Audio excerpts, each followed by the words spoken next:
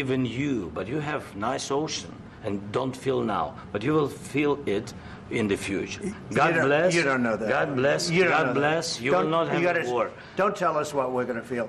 We're trying to solve a problem. Don't tell us what we're going to feel. I'm not telling you. Because you're in no position to dictate that. That's Remember exactly this. You're in no position to dictate what we're going to feel. We're going to feel very good. You will feel influence. We're going to feel very good and very strong.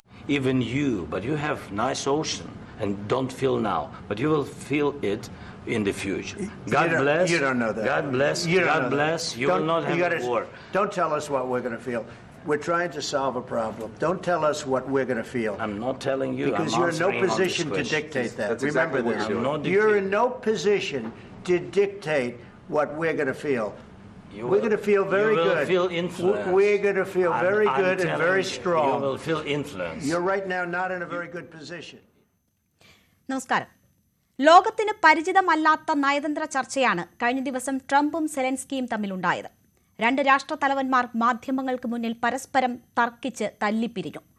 അമേരിക്കയുമായി ധാതുകരാറിൽ ഒപ്പുവെക്കുകയും Russian യുദ്ധം അവസാനിപ്പിക്കാൻ Trump ഭരണകൂടത്തിന്റെ പിന്തുണ തേടുകയുമായിരുന്നു സെലൻസ്കിയുടെ ലക്ഷ്യങ്ങൾ. മൂന്നാം ലോക യുദ്ധത്തിനാണ് Zelensky ശ്രമിക്കുന്നതെന്നും Ukraine ജനതയുടെ ജീവിതം വെച്ച് ചൂതാടുകയാണെന്നുമുള്ള ട്രംപിന്റെ കുറ്റപ്പെടുത്തൽ കേട്ടുകൊണ്ടായിരുന്നു സെലൻസ്കിയുടെ മടക്കം. സമാധാന ശ്രമങ്ങൾക്ക് യുക്രൈൻ തയ്യാറല്ലെന്നാണ് മനസ്സിലാകുന്നതെന്നും യുദ്ധം അവസാനിപ്പിക്കാൻ ആഗ്രഹിക്കുന്നുവെങ്കിൽ സെലൻസ്കി ചർച്ചയ്ക്ക് വരട്ടെ എന്നും പിന്നീട് ട്രംപ് പ്രതികരിച്ചു. യൂറോപ്യൻ രാജ്യങ്ങൾ സെലൻസ്കിക്ക് പിന്തുണ ആവർത്തിച്ചു. 3 വർഷം മുൻപ് അമേരിക്കയുടെ കൂടി പ്രേരണയിൽ റഷ്യക്കെതിരെ തുടങ്ങിയ യുദ്ധത്തിൽ യുക്രൈൻ ഒറ്റയ്ക്കാകുന്നു. അമേരിക്കൻ താൽപര്യം എന്ന് പറഞ്ഞ് സ്വന്തം തീരുമാനങ്ങൾ അടിച്ചേൽപ്പിക്കുന്ന ട്രംപിന്റെ ലക്ഷ്യമെന്താണ്? പരിശോധിക്കുന്നു. സ്വാഗതം. ഈ ചർച്ചയിൽ എനിക്കൊപ്പം ശ്രീ KP ഫാബിയാൻ, നയതന്ത്ര വിദഗ്ധൻ, ശ്രീ നിർബൽ എബ്രഹാം, രാഷ്ട്രീയ നിരീക്ഷകൻ, ശ്രീ PJ വിൻസെന്റ്, വിദേശകാര്യ വിദഗ്ധൻ, ശ്രീ ഫസൽ ഗഫൂർ, നിരീക്ഷകൻ എന്നിവരാണ് ചേരുന്നത്.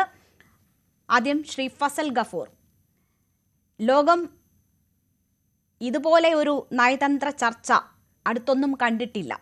മാധ്യമങ്ങൾക്ക് മുന്നിൽ പരസ്പരം അവരവരുടെ വാദങ്ങൾ പറഞ്ഞ് തല്ലിപ്പിരിയുകയായിരുന്നു സെലൻസ്കിയും ട്രംപും. ട്രംപ് അധികാരം ഏറ്റെടുത്തതിന് ശേഷം പല വിചിത്രമായ തീരുമാനങ്ങളും നമ്മൾ കണ്ടുകൊണ്ടിരിക്കുകയാണ്.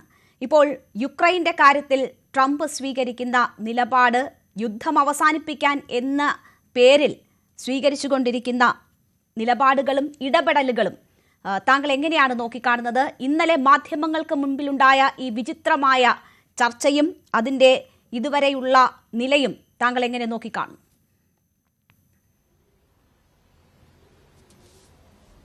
ആദ്യം തന്നെ ഞാൻ പറഞ്ഞ ലോക ചരിത്രത്തിൽ ഇതുമായൊരു സംഭവം ഉണ്ടായിട്ടുണ്ടെന്ന് എനിക്ക് തോന്നുന്നില്ല. കാരണം നെവിൽ ചേംബർലൈൻ, ബ്രിട്ടീഷ് പ്രധാനമന്ത്രി അഡോൾഫ് ഹിറ്റ്ലറെ കാണാൻ പോയി. അവർ കീഴടങ്ങലായിരുന്നു അത് ശരിക്കും. പക്ഷേ ഹിറ്റ്ലർ വളരെ മര്യാദക്കാണ് അദ്ദേഹത്തോട് പെരുമാറിയത്. നമുക്കിവിടെ ഉണ്ടല്ലോ സിംല അക്കോർഡ്, അല്ലെങ്കിൽ അതിന് മുമ്പ് തന്നെ ബംഗ്ലാദേശ് കീഴടങ്ങിപ്പോ എന്ത് മാന്യമായിട്ടാണ് ഇന്ത്യൻ സേനാധിപതികളും ഇന്ത്യൻ നേതാക്കന്മാരും ഒക്കെ പെരുമാറിയത്. ഇത് വളരെ മോശമായിട്ടുള്ള രീതിയിലാണ് ഇദ്ദേഹത്തിന്റെ പെരുമാറ്റവും ഇതുമൊക്കെ. അത് നമുക്ക് അത്ഭുതപ്പെടാനില്ല. ഈ ട്രംപിന്റെ മാറ്റൊരു വ്യക്തിയെ തെരഞ്ഞെടുത്ത് എന്തിനാന്നുള്ളതാണ് നമ്മൾ ആദ്യം തന്നെ ആലോചിക്കേണ്ടത്. കാരണം അമേരിക്കയെ സംബന്ധിച്ചിടത്തോളം അദ്ദേഹം, ഒരു കാര്യം ഞാൻ പറയാം, ഇങ്ങനെയൊക്കെ ഞാൻ പറഞ്ഞെങ്കിലും അദ്ദേഹത്തിന്റെ ഒരു ലൈൻ ഉണ്ട് ഇക്കാര്യത്തിൽ. അതാണല്ലോ എന്നോട് ചോദിച്ചത്. That line is called fortress America. അതതിന്റെ അർത്ഥം എന്താണെന്ന് വെച്ചാൽ അമേരിക്ക പതുക്കെ പിൻവാങ്ങണം. അതായത് അമേരിക്ക നാറ്റോവിനെ സപ്പോർട്ട് ചെയ്യാതിരിക്കുന്നു, അമേരിക്കയുടെ അലൈസിനെ സപ്പോർട്ട് ചെയ്യാതിരിക്കുന്നു, അമേരിക്ക തുടങ്ങി വെച്ച യുദ്ധങ്ങളിൽ നിന്ന് പിൻവാങ്ങുന്നു. അതേപോലെ തന്നെ UN ഫണ്ടിങ്, അതായത് UN എന്ന് പറഞ്ഞാൽ എനിക്ക് തോന്നുന്നു 50% അമേരിക്കൻ ഫണ്ടിങ് ഉള്ളതാണ്. അപ്പോൾ ആ ഫണ്ടിങ്ങിൽ നിന്നൊക്കെ പിൻവാങ്ങുന്നു. അതിന്റെ അർത്ഥം എന്താണ്? അതേമാതിരി തന്നെ മൈഗ്രേഷൻ, നമ്മുടെ ഇപ്പൊ ഇവിടുന്ന് തന്നെയുള്ള നമ്മുടെ ഗ്രീൻ കാർഡ് ഹോൾഡേഴ്സിന്റെ ബർത്ത് റേറ്റ് എടുത്ത് കളയുന്നു. അതേമാതിരി തന്നെ പുതിയ മൈഗ്രേഷൻ, നമുക്കറിയാലോ നമ്മുടെ ആൾക്കാരൊക്കെ കെട്ടും കെട്ടി ചങ്ങലൊക്കെ കെട്ടും കൂടെ കൊടുത്തയച്ചതൊക്കെ. അമേരിക്കൻ മിലിറ്ററി മെക്സിക്കോന്റെ കാനഡയൊക്കെ ബോർഡറൊക്കെ, ഇതൊക്കെ മുമ്പ് ഞാനൊരിക്കൽ മെക്സിക്കോ സാൻ ഡിയേഗോയിൽ പോയപ്പോ ഞാൻ അറിയാതെ തന്നെ കടന്നുപോയി മെക്സിക്കോയിലോട്ട്. ഒരു തരത്തിലുള്ള ഒരു ഇതുണ്ടായിരുന്നില്ല അവിടെ അന്ന്. ബൗണ്ടറിയിൽ യാതൊരു തരത്തിലുള്ള ഇതൊന്നും ഉണ്ടായിരുന്നില്ല, മിലിറ്ററി അല്ലെങ്കിൽ അത്തരത്തിലുള്ള യാതൊരു ഫ്രിസ്കിങ്ങോ ഒരു കാര്യവും ഇല്ലാതെ തന്നെ അങ്ങോട്ട് അറിയാതെ കടന്നുപോയിട്ട് തിരിച്ച് അങ്ങോട്ട് വരികയും ചെയ്തു. അപ്പോൾ ഇതിൽ നിന്നെല്ലാം നമ്മൾ മനസ്സിലാക്കുന്നത് ഒരു ഷിഫ്റ്റ് ഉണ്ട് അമേരിക്കൻ പോളിസിയിൽ. ഈ അമേരിക്കൻ പോളിസി എന്ന് പറഞ്ഞാൽ രസകരമാണ്. നമുക്ക് ഏറ്റവും വലിയ ഒരു സംഭവം രണ്ടാം ലോകമഹായുദ്ധമാണ്. നിങ്ങൾ 1939 തുടങ്ങിയ യുദ്ധത്തിൽ പോളണ്ട്, ചെക്കോസ്ലോവാക്യ, ഡെൻമാർക്ക് അടിച്ച് പപ്പടാക്കിയിട്ട് ലണ്ടൻ ബോംബ് ചെയ്ത് പപ്പടാക്കിയിട്ടും അമേരിക്ക യുദ്ധത്തിൽ ചേർന്നില്ല. അവസാനം പേൾ ഹാർബറിൽ ജാപ്പാൻ കൊണ്ടുവന്ന അമേരിക്കൻ നാവികസേന തകർത്ത് തരിപ്പണമാക്കിയപ്പോഴാണ് അവർ യുദ്ധത്തിൽ ചേർന്നത്. അപ്പൊ അമേരിക്കയെ സംബന്ധിച്ചിടത്തോളം എപ്പോഴും അതിന്റെ സാമ്പത്തിക താല്പര്യങ്ങൾ മാത്രമാണ് അത് മുന്നിൽ കാണുന്നത്. ആ സാമ്പത്തിക താല്പര്യങ്ങൾ ഇന്നിപ്പോൾ അമേരിക്ക വലിയ പ്രശ്നത്തിലാണ്. അത് നമുക്ക് പിന്നീട് ഇതിന് ചർച്ച പുരോഗമിക്കുക നമുക്ക് ചർച്ച ചെയ്യാം. അപ്പൊ ഇതൊരു അമേരിക്കൻ പോളിസി, ജോ ബിഡന്റെ പോളിസിയിൽ നിന്ന് മാറിക്കൊണ്ട് അമേരിക്ക ഫസ്റ്റ് എന്നുള്ള ഒരു പോളിസിയിലോട്ട് അമേരിക്ക നീങ്ങിക്കൊണ്ടിരിക്കുകയാണ്. അപ്പൊ അതിൽ നിന്ന് നമുക്ക് മനസ്സിലാകണം, അമേരിക്കക്ക് ഇനി താല്പര്യമില്ല ഈ യുക്രൈൻ യുദ്ധത്തിൽ അവർ ഫണ്ട് ചെയ്യാനായിട്ട്. കുറച്ച് മുമ്പ് തന്നെ അവർ ഫണ്ടിങ് കുറച്ചു കാലത്തേക്ക് നിർത്തിവെച്ചതാണ്.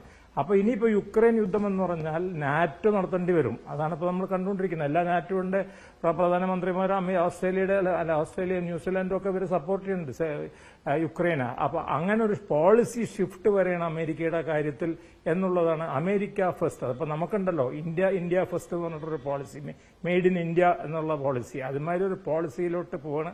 അപ്പൊ ഇതൊരു നോട്ട് ഓൺലി ഒരു ഇതൊരു ഫിസിക്കൽ വാർ മാത്രമല്ല, സപ്പോർട്ട് എക്കണോമിക് വാർ ഉണ്ട്. ഇതിനെ സംബന്ധിച്ചിടത്തോളം ഒരു മൈഗ്രേഷന്റെ ആയിട്ടുള്ള പ്രശ്നമുണ്ട്, എമിഗ്രൻസിന്റെ ആയിട്ടുള്ള പ്രശ്നമുണ്ട്, എമിഗ്രേഷന്റെ ഒരു പ്രശ്നമുണ്ട്. അപ്പൊ എല്ലാം കൂടെ കൂടിയിട്ടുള്ള ഒരു സംഭവത്തിന്റെ തുടക്കമാണ്. പക്ഷേ ധിക്കാരപൂർവ്വമായിട്ടുള്ള ഒരു നടപടിയായി പോയി എന്നുള്ളതാണ് എനിക്ക് പറയാനുള്ളത്. തീർച്ചയായും പ്രാഥമികമായി താങ്കളുടെ കാര്യങ്ങൾ നിരീക്ഷണം വിശദീകരിച്ചു കഴിഞ്ഞു. ശ്രീ നിർമ്മൽ എബ്രഹാം കൂടി നമുക്കൊപ്പം ചേരുകയാണ്. ശ്രീ നിർമ്മൽ എബ്രഹാം, ഇവിടെ 2 രാഷ്ട്രത്തലവന്മാരുടെ കൂടിച്ചേരലായിരുന്നു, ചർച്ചയായിരുന്നു. ലോകം വളരെ ആകാംക്ഷയോടുകൂടി ഉറ്റുനോക്കുന്ന ഒരു കൂടിക്കാഴ്ചയുമായിരുന്നു. സെലൻസ്കിയുടെ വസ്ത്രധാരണം മുതൽ സെലൻസ്കിയുടെ ശരീരഭാഷയും പറഞ്ഞ വാക്കുകളും ഓരോന്നും ഓഡിറ്റ് ചെയ്യപ്പെടുകയാണ്. ഏതെങ്കിലും തരത്തിലുള്ള ഒരു കടന്നുകയറ്റം അല്ലെങ്കിൽ സഹായം അഭ്യർത്ഥിച്ചും സഹായം പ്രതീക്ഷിച്ചും ഒക്കെയാണ് സെലൻസ്കി അവിടെ എത്തിയത്. ഏതെങ്കിലും തരത്തിൽ അരുതാത്തതായ സമീപനം സെലൻസ്കിയുടെ ഭാഗത്തു നിന്നും ഉണ്ടായതായി താങ്കൾക്ക് തോന്നുന്നുണ്ടോ? ഇല്ല, 2 കൂട്ടരുടെ ഭാഗത്തു നിന്നും ഉണ്ടായതായിട്ട് എനിക്ക് തോന്നുന്നുണ്ട്. അതായത് അതിന് നമ്മൾ സർപ്രൈസ്ഡ് ആവേണ്ട ആവശ്യമില്ല. കാരണം 2019 കയറിയ സെലൻസ്കി ഒരു ആന്റി എസ്റ്റാബ്ലിഷ്മെന്റ് പ്രസിഡന്റ് ആണ്. 2016 കയറിയ ഡൊണാൾഡ് ട്രംപും ഒരു ആന്റി എസ്റ്റാബ്ലിഷ്മെന്റ് പ്രസിഡന്റ് ആണ്. അതായത് ഇരു കൂട്ടരും പൊളിറ്റിക്സിൽ ഇല്ലാതിരുന്നവരാണ്. പൊളിറ്റീഷ്യൻസിലോ അല്ലെങ്കിൽ ഡിപ്ലോമാറ്റിക് ആയിട്ടുള്ള രീതിയിൽ ഡീൽ ചെയ്ത് പരിചയമില്ലാത്തവരാണ്. അതിന്റെ ഒരു പ്രശ്നം 2 സൈഡിലും കണ്ടു.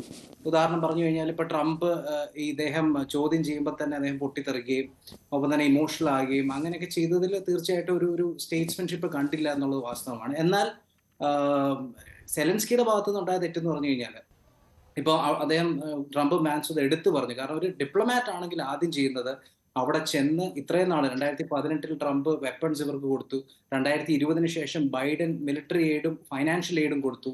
ഇപ്പോൾ ആ ഒരു പീസ് ഡീലിനായിട്ട് ട്രംപ് വിളിച്ചു വരുത്തിയിരിക്കുന്നു. ഇങ്ങനെയൊക്കെ ഉള്ളപ്പോഴും ഒരു നന്ദി വാക്ക് പോലും പറയാതെയാണ് അദ്ദേഹം തുടങ്ങിയത്. 1. 2, വസ്ത്രധാരണത്തിന്റെ കേസിൽ 2 ഒപ്പീനിയൻസ് ഉണ്ട്. അതിനെക്കുറിച്ച് വലിയ ഡീറ്റെയിൽ ആയിട്ട് പോകേണ്ടതില്ല എന്ന് തോന്നുന്നു. എങ്കിലും അദ്ദേഹത്തിന്റെ ഭാഗത്ത് നമ്മുടെ മഹേഷിന്റെ പ്രതികാരം സിനിമയിൽ ഫഹദ് ഫാസിൽ കാണിച്ചതുപോലെ ഇനി വാർ ജയിച്ചിട്ടേ ഞാൻ സൂട്ട് ഇടുള്ളൂ എന്നാണ് അദ്ദേഹത്തിന്റെ ഒരു ഡിമാൻഡെങ്കിൽ കുഴപ്പമില്ല. പക്ഷെ അതിലൊക്കെ ഉപരി കണ്ട ഒരു കാര്യം എന്ന് വെച്ചാൽ പ്രൊവോക്കേറ്റിംഗ് ആയിട്ടുള്ള ഒരു കോൺവെർസേഷൻ അവിടെ ഉണ്ടായി എന്നുള്ളത് എനിക്ക് തോന്നി. കാരണം ഇന്നലെ അതിനൊരു ഉത്തമ ഉദാഹരണം, ഒരു കമ്പാരിസൺ എന്ന് പറഞ്ഞു കഴിഞ്ഞാൽ UK കീർ സ്റ്റാമർ കഴിഞ്ഞ ദിവസം അവിടെ ചെന്നിരുന്നു. ഈ കീർ സ്റ്റാമർ എന്ന് പറയുന്നത് അവിടുത്തെ UK ലേബർ പാർട്ടിയുടെ മെമ്പറാണ്. അതായത് അദ്ദേഹം അമേരിക്കയിലാണ് ജനിച്ചതെങ്കിൽ ജോ ബൈഡന്റെ പാർട്ടിയുടെ മെമ്പറായിട്ട് വരേണ്ട ഒരാളാണ് കീർ സ്റ്റാമർ. അദ്ദേഹം പോലും ട്രംപിനോട് വളരെ ഡിപ്ലോമാറ്റിക് ആയിട്ട് അല്ലെ ട്രംപിനെ എങ്ങനെ മെരുക്കണമെന്ന് മനസ്സിലാക്കി അവിടെ ചെന്ന് നേരേണ്ട കാര്യങ്ങൾ നേടിയെടുക്കാൻ അദ്ദേഹത്തിന് സാധിച്ചു. അപ്പൊ അതൊക്കെ മുന്നിൽ കണ്ട് സെലൻസ്കിക്ക് ഒരുപക്ഷെ കുറച്ചുകൂടെ സമീപനം പാലിക്കാമായിരുന്നു എന്ന് എനിക്ക് തോന്നി. കാരണം ആ കോൺവെർസേഷനിൽ ആദ്യമേ തുടങ്ങുന്നത്, അതായത് പതുക്കെയാണെങ്കിൽ പ്രൊവൊക്കേഷൻ ഉണ്ടാകുന്നത് സെലൻസ്കിയുടെ ഭാഗത്തു നിന്നാണ് തോന്നി. പ്രത്യേകിച്ച് എന്ത് തരം ഡിപ്ലോമസിയാണ് നിങ്ങൾ ഉദ്ദേശിക്കുന്നത് എന്ന് വൈസ് പ്രസിഡന്റിനോട് പരസ്യമായി ഓവൽ ഓഫീസിൽ വെച്ച് അത്രയും ക്യാമറകളുടെ മുന്നിൽ വെച്ച് അദ്ദേഹം ചോദിച്ചപ്പോഴാണ് ട്രംപ് പൊട്ടിത്തെറിക്കേണ്ട ഒരു സാഹചര്യം ഉണ്ടായത് എന്നുള്ളത് തോന്നി. പക്ഷെ ഇരു കൂട്ടരുടെ സൈഡിൽ നിന്ന് അങ്ങനെ ഉണ്ടായിരുന്നെങ്കിൽ, ട്രംപ് ഒരു ഡിപ്ലോമാറ്റ് ആയിരുന്നെങ്കിൽ അത് നമുക്ക് സംസാരിച്ച് തീർക്കാവുന്ന വിഷയമേ ഉള്ളൂ എന്ന് പറഞ്ഞത് വൈൻഡപ്പ് ചെയ്യാമായിരുന്നു. അദ്ദേഹം അതിന് പകരം പൊട്ടിത്തെറിക്കുകയും സെലൻസ്കിയെ പിന്നീട് സംസാരിക്കാൻ അനുവദിക്കാതിരിക്കുകയോ ഒക്കെ ചെയ്തു. അതൊക്കെ എനിക്കൊന്ന് ലാക്ക് ഓഫ് ഡിപ്ലോമസി. അതായത് ചുരുക്കം പറഞ്ഞാൽ ഡിപ്ലോമസി എന്തെന്നറിയാത്ത 2 പ്രസിഡന്റ്സിനെ പിടിച്ച് ഒരു മുറിയിലിരുത്തിയാൽ എന്ത് സംഭവിക്കുമോ അതാണ് ഇന്ന് സംഭവിച്ചു കണ്ടത്. ഇങ്ങനെ ഒരു നയതന്ത്ര ചർച്ചയിലേക്കൊക്കെ പോകുന്നതിന് മുൻപ്, അതും സുപ്രധാനമായ തീരുമാനങ്ങൾ പ്രതീക്ഷിക്കുന്ന അല്ലെങ്കിൽ ലോകം തന്നെ ഉറ്റുനോക്കുന്ന ഒരു ചർച്ച, അതിൻ്റെ ഒരു റിസൾട്ട് എന്താണ് എന്ന് എല്ലാവരും പ്രതീക്ഷയോട് കൂടി കാത്തിരിക്കുന്നതിന് മുൻപ് വേണ്ടുന്ന ഒരു ആശയവിനിമയം രണ്ട് നേതാക്കന്മാർക്കും ഇടയിൽ ഉണ്ടായിട്ടില്ല എന്നതാണോ ഇതിന്റെ പോരായ്മയായി നമ്മൾ കാണേണ്ടത്? അങ്ങനെ ഒരു ആശയവിനിമയത്തിൽ ഊന്നിയുള്ള തുടർ സംഭാഷണമല്ല അവിടെ നടന്നത് എന്നാണ് നമുക്ക് മനസ്സിലാകുന്നത്. അല്ല, ആ കാര്യത്തിൽ ഒരു വ്യത്യാസമുണ്ട്. കാരണം മാർക്കോ റൂബിയോ സ്റ്റേറ്റ് സെക്രട്ടറി പറഞ്ഞതനുസരിച്ച് കഴിഞ്ഞ 10 ദിവസമായിട്ട് സെക്രട്ടറി ഓഫ് കൊമേഴ്സുമായിട്ടും സെക്രട്ടറി ഓഫ് സ്റ്റേറ്റുമായിട്ടും വൈസ് പ്രസിഡന്റുമായിട്ടും പ്രസിഡന്റുമായിട്ടും യുക്രൈൻ ഒഫീഷ്യൽസ് കോൺവേഴ്സ് ചെയ്യുന്നുണ്ടായിരുന്നു, സംസാരങ്ങൾ നടക്കുന്നുണ്ടായിരുന്നു. എന്തൊക്കെയാണ് അവരുടെ ഡിമാൻഡ്സ് എന്നുള്ളതനുസരിച്ച് ചെറിയ രീതിയിൽ മാറ്റങ്ങൾ ഡീലിൽ വരുത്തുന്നുണ്ടായിരുന്നു. അങ്ങനെയൊക്കെ ഉണ്ടായതിനു ശേഷം പെട്ടെന്ന് ഒരു പബ്ലിക് ഐയുടെ മുന്നിൽ വെച്ച് ഇങ്ങനെ ഒരു പെരുമാറ്റം അവർ ഒരുപക്ഷെ പ്രതീക്ഷിച്ച് കാണില്ല. അതാണ് സർപ്രൈസ്ഡ് ആയത്. മാത്രമല്ല മാർക്കോ റൂബിയോയുടെ പ്രസ് കോൺഫറൻസ്, സ്റ്റേറ്റ് സെക്രട്ടറി ഒരു പ്രസ് കോൺഫറൻസ് ഇതിനു ശേഷം ഉണ്ടായിരുന്നു. അദ്ദേഹം ഫോക്സ് ന്യൂസിന് കൊടുത്തൊരു ഇന്റർവ്യൂവിൽ അദ്ദേഹം പറഞ്ഞത് ശരിക്കും ഞങ്ങളെ ഷോക്ക്ഡ് ആക്കി കളഞ്ഞു. കാരണം ഇതിന് മുന്നേ സെലൻസ്കിയോ അവരുടെ ഒഫീഷ്യൽസോ സംസാരിച്ചത് ഈ രീതിയിലല്ല, മനഃപൂർവ്വമായി ഓർക്കസ്ട്രേറ്റ് ചെയ്ത പോലെ പ്രൊവോക്ക് ചെയ്യത്തക്ക രീതിയിലുള്ള ഒരു സംസാരമായിട്ട് ഞങ്ങൾക്ക് തോന്നി എന്നവർ പറഞ്ഞു. സോ അതുകൊണ്ട് സംസാരങ്ങളൊന്നും ഉണ്ടാകാതിരുന്നിട്ടില്ല. കഴിഞ്ഞ 10 ദിവസമായിട്ട് ഇതിനെക്കുറിച്ചുള്ള കോൺവെർസേഷൻസ് അവരുടെ ഒഫീഷ്യൽസും അമേരിക്കൻ ഒഫീഷ്യൽസുമായിട്ട് നടന്നതാണ്. അതുകൊണ്ട് തന്നെയാണ് ഇത് തീർത്തും സർപ്രൈസിംഗ് ആയിട്ട് ഇത് തോന്നുന്നത്. തീർച്ചയായും താങ്കളിലേക്ക് തിരിച്ചെത്താം. ശ്രീ ഫസൽ ഗഫൂർ, 3 വർഷമായി നടന്നു വരുന്ന യുദ്ധമാണ്. യുക്രൈൻ്റെ ഭൂരിഭാഗവും തച്ച് തകർത്ത നിലയിൽ ഈ യുദ്ധത്തിൽ റഷ്യയുടെ ഇടപെടൽ ഉണ്ടായിക്കഴിഞ്ഞിരിക്കുന്നു. ഏത് യുദ്ധമായാലും അത് അതിവേഗം അല്ലെങ്കിൽ കഴിയുന്നത്ര വേഗത്തിൽ അവസാനിപ്പിക്കുക എന്നതാണ് സമാധാനം കാക്ഷിക്കുന്ന ഓരോരുത്തരും കരുതുന്നത്, അതിനുവേണ്ടിയാണ് ആഗ്രഹിക്കുന്നത്. ഇവിടെ റഷ്യ യുക്രൈൻ യുദ്ധം അവസാനിപ്പിക്കാനിട ഉള്ള ഇടപെടലുകളാണ് ട്രംപിന്റെ ഭാഗത്തു നിന്നും ഉണ്ടാകുന്നത്. അങ്ങനെ ഒരു നീക്കം ആരുടെ ഭാഗത്തു നിന്നും ഉണ്ടായാലും നമ്മൾ അതിനെ സ്വാഗതം ചെയ്യേണ്ടുന്നതാണ്. ഈ യുദ്ധം അവസാനിപ്പിക്കാനുള്ള ട്രംപിന്റെ ഇടപെടലുകൾ എത്രമാത്രം ആത്മാർത്ഥതയുള്ളതാണ് എന്നാണ് താങ്കൾ കരുതുന്നത്? ഇന്നലെ അതിലെ പൊള്ളത്തരം കൂടുതൽ വ്യക്തമാവുകയായിരുന്നോ? ട്രംപ് എന്ന ബിസിനസ്സുകാരന്റെ ലക്ഷ്യം യുക്രൈനിലെ ധാതു സമ്പത്തിലേക്ക് ഒതുങ്ങിപ്പോകുന്നു എന്നത് വെളിവാക്കുക കൂടിയായിരുന്നോ ഇന്നലത്തെ ചർച്ചകൾ? അല്ല, തീർച്ചയായിട്ടും ഇന്നലത്തെ ചർച്ചയിലെ കാര്യമായിട്ടൊരു വിഷയം എന്താണെന്ന് വെച്ചാൽ അവിടുത്തെ ധാതുക്കളുടെ 50%, ഇത് ഏകദേശം നമ്മൾ എണ്ണ സൗദി അറേബ്യയിൽ നിന്ന് യൂറോപ്യൻ രാഷ്ട്രങ്ങൾ ഉണ്ടായ മാതിരി തന്നെ 50% മിനറൽസ്, പ്രത്യേകിച്ച് അത് ആർട്ടിഫിഷ്യൽ ഇന്റലിജൻസ് മറ്റേനൊക്കെ ഉപയോഗിക്കുന്നതൊക്കെയാണ്. ആ മിനറൽസിനെ സംബന്ധിച്ചിടത്തോളം അതിൽ 50% എടുക്കും. മാത്രമല്ല വേറെ കാര്യം ട്രംപ് പറഞ്ഞതെന്താ വെച്ചാൽ, നിങ്ങൾക്ക് എയ്ഡല്ല തന്നിട്ടുള്ളത്, നിങ്ങൾക്ക് തന്നിട്ടുള്ളത് ലോണാണ്. പക്ഷെ ബിഡൻ പറഞ്ഞുകൊണ്ടിരുന്നത് ഇത് ഞങ്ങൾ തന്നിട്ടുള്ളത് എയ്ഡാണെന്നുള്ളതാണ്. അപ്പോൾ ഈ US എയ്ഡിനെ പറ്റി നമ്മുടെ ഇന്ത്യയിൽ ഇപ്പോൾ നമുക്കറിയാലോ, തർക്കം നടക്കണ്ടല്ലോ. US എയ്ഡ് കൊടുക്കണം ഇലക്ഷന് വേണ്ടിയിട്ടുണ്ട്. അത് ഇവർ തമ്മിൽ തർക്കം നടന്നുകൊണ്ടിരിക്കുകയാണ്. അത് ഇവർക്ക് കൊടുത്താണ്, കോൺഗ്രസിന് കൊടുത്താണ്, അല്ലെങ്കിൽ ഇവർക്ക് കൊടുത്താണ്, അല്ലെങ്കിൽ BJPക്ക് കൊടുത്താണെന്നൊക്കെ പറഞ്ഞു. അപ്പോൾ അമേരിക്ക ഇതില്. പക്ഷെ ഒരു കാര്യം എനിക്ക് വളരെ സന്തോഷമുള്ള ഒരു കാര്യമുണ്ട്. ആത്മാർത്ഥമായിട്ട് അമേരിക്ക ഇതിൽ നിന്ന് പിൻവാങ്ങുകയാണെങ്കിൽ ഈ വേൾഡ് ഇന്റർഫിയറൻസ്, വേൾഡ് പോലീസ്മാൻ ഒരു കാലഘട്ടത്തിൽ അവർ ഇടപെട്ടിരുന്നത് ഈ കമ്മ്യൂണിസ്റ്റിനെതിരെ, കമ്മ്യൂണിസ്റ്റ് ഒതുക്കുക എന്നുള്ളതിൽ ആയിരുന്നു. പോട്ടെ, അതിപ്പോൾ കമ്മ്യൂണിസ്റ്റ് 2 ഐഡിയോളജിക്കലായിട്ടുള്ള ഫൈറ്റ് നടക്കുന്നതാണ്. ഇവിടെ ഇപ്പം നടക്കുന്നത് ഒരു ഐഡിയോളജിക്കൽ ഫൈറ്റും അല്ല. ഇവിടെ ഇപ്പം നടക്കുന്നത് ആദ്യം പോലീസ്മാനായി, ഇപ്പോൾ ഒരു എക്കണോമിക് വാറാണ്, ഒരു സാമ്പത്തിക യുദ്ധമാണ് നടന്നുകൊണ്ടിരിക്കുന്നത്. ഇപ്പോൾ ഇന്ത്യക്കെതിരായിട്ടും സാമ്പത്തിക യുദ്ധം നടക്കുകയാണ്. എന്താണ് ഫേവറബിൾ ആയിട്ടുള്ള ഡ്യൂട്ടി, മനസ്സിലായി?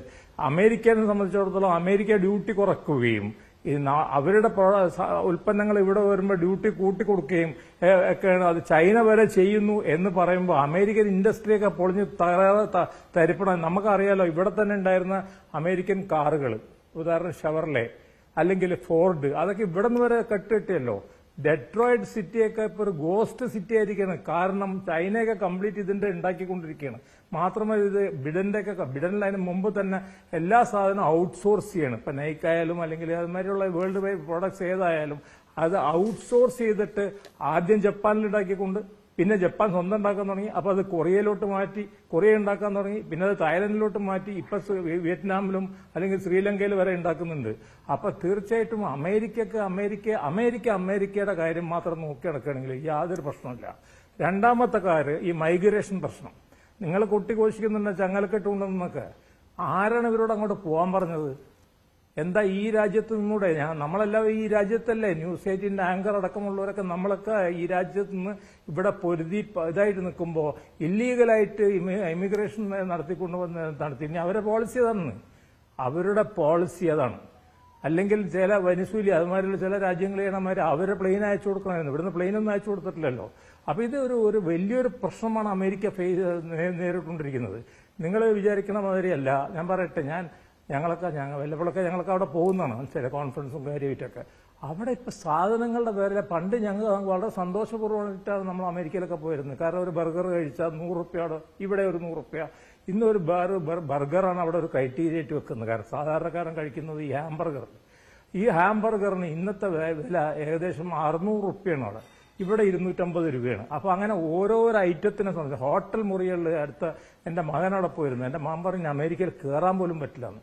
അത്രയും കോസ്റ്റ്ലി ആയിട്ടുണ്ട് ചെയ്ത്. അപ്പൊ ഇൻഫ്ലേഷൻ സാമ്പത്തികമായിട്ടുള്ള ഇത് വന്നു. ഇൻഫ്ലേഷൻ ഭയങ്കരമായിട്ട് നാണയപ്പെരുപ്പം കൂടിയിട്ടുള്ള സിറ്റുവേഷനാണ്. അപ്പൊ തീർച്ചയായിട്ടും അമേരിക്കൻ പ്രസിഡന്റ് ആയിട്ടുള്ള ട്രംപിനല്ലേ ഈ കാര്യങ്ങൾ അറിയുള്ളൂ. ട്രംപ് ഒരു അൾട്രാ നാഷണലിസ്റ്റാണ്, മോഡി ഒരു അൾട്രാ നാഷണലിസ്റ്റാണ്. ഇപ്പൊ എല്ലാ സ്ഥലങ്ങളും അൾട്രാ നാഷണലിസ്റ്റുകളാണ് ഭരിച്ചുകൊണ്ടിരിക്കുന്നത്. അതിനെ നിങ്ങൾക്ക് ഡീപ് സ്റ്റേറ്റ് എന്ന് വിളിക്കുക, നിങ്ങൾക്ക് എന്തുവേണം വെച്ചാൽ വിളിക്കുക. പക്ഷേ അവർ നാഷണലിസം ആ ഫോർ ഫ്രണ്ടിൽ നിൽക്കുകയാണ്. അപ്പോൾ എന്തിനാണ് ഈ നമ്മുടെ കോൾഡ് വാർ എറയിലുള്ള മാരത്തെ ഇത് കോൾഡ് വാർ എറയിൽ അപ്പുറത്തുണ്ടായിരുന്ന കുറെ രാജ്യങ്ങൾ, ഈ യുക്രൈനൊക്കെ അപ്പുറത്തുണ്ടായിരുന്നല്ലേ, അപ്പുറത്തുനിന്ന് ഇങ്ങോട്ട് ഇറങ്ങി വന്നിട്ടുള്ള യുക്രൈൻ ഇപ്പുറത്ത് വരികയും നമ്മൾ പാകിസ്ഥാനായിട്ടുള്ള യുദ്ധം മാതിരിയുള്ള കുറെ റഷ്യക്കാർ അവിടെ ഉണ്ട്, കുറെ സിറ്റീസ് അവരെയാണ് അവർ ക്ലെയിം ചെയ്യുന്നു, അവർ തമ്മിലുള്ള പോരാട്ടം നടക്കുന്നു. അവർ തമ്മിലുള്ള പോരാട്ടത്തിൽ ശരിക്കും പറഞ്ഞാൽ അവർ അയച്ചുകൊണ്ട് പപ്പടയിൽ പോകും യുക്രൈൻ. അത്രയ്ക്കാണ് യുക്രൈനെ കുറ്റം പറഞ്ഞിട്ടുള്ള യുക്രൈന്റെ ന്യൂക്ലിയർ ഫെസിലിറ്റീസ് എല്ലാം അവരുടെ അടുത്ത് കൊടുത്താണ് അവർ അംഗീകരിച്ചത്. യുക്രൈനിലായിരുന്നു വലിയ, നമുക്ക് എന്റെ ഓർമ്മ ശരിയാണ്, കീവിലോ അവിടെയൊക്കെ ന്യൂക്ലിയർ ഫെസിലിറ്റീസ് ഒക്കെ ഉണ്ടായിരുന്നു യുക്രൈന്റെ. അതെല്ലാം അവർ ഒരു ഉടമ്പടിയുടെ ബേസിസിൽ അവർ ഒഴിവാക്കി കൊടുത്തപ്പോൾ അവർ ഡിഫൻസ്ലെസ് ആണ്. യഥാർത്ഥത്തിൽ അവരുടെ അടുത്ത് ആകെ ഉണ്ടായിരുന്നത് സോവിയറ്റ് കാലഘട്ടത്തിൽ നമ്മുടെ അടുത്തുണ്ടായിരുന്ന MiG-21 മാതിരിയുള്ള വിമാനങ്ങളൊക്കെയാണ്. അതിന് പകരം നാറ്റോണ് യുദ്ധം ചെയ്യണത്. അതല്ലേ ഒരാഴ്ച കൊണ്ട് ഞാനും വിൻസെന്റ് മാസ്റ്ററുമാണ് ഞങ്ങൾ ആദ്യം കഴിഞ്ഞ യുദ്ധത്തിന്റെ സമയത്ത് ഇതേ ചാനലിൽ അല്ലെങ്കിൽ മറ്റൊരു ചാനലിൽ ഞങ്ങൾ വന്ന് ഞാൻ പ്രവചിച്ചത് എന്താ പറയുക, 7 ദിവസം കൊണ്ട് യുദ്ധം തീരുന്നു.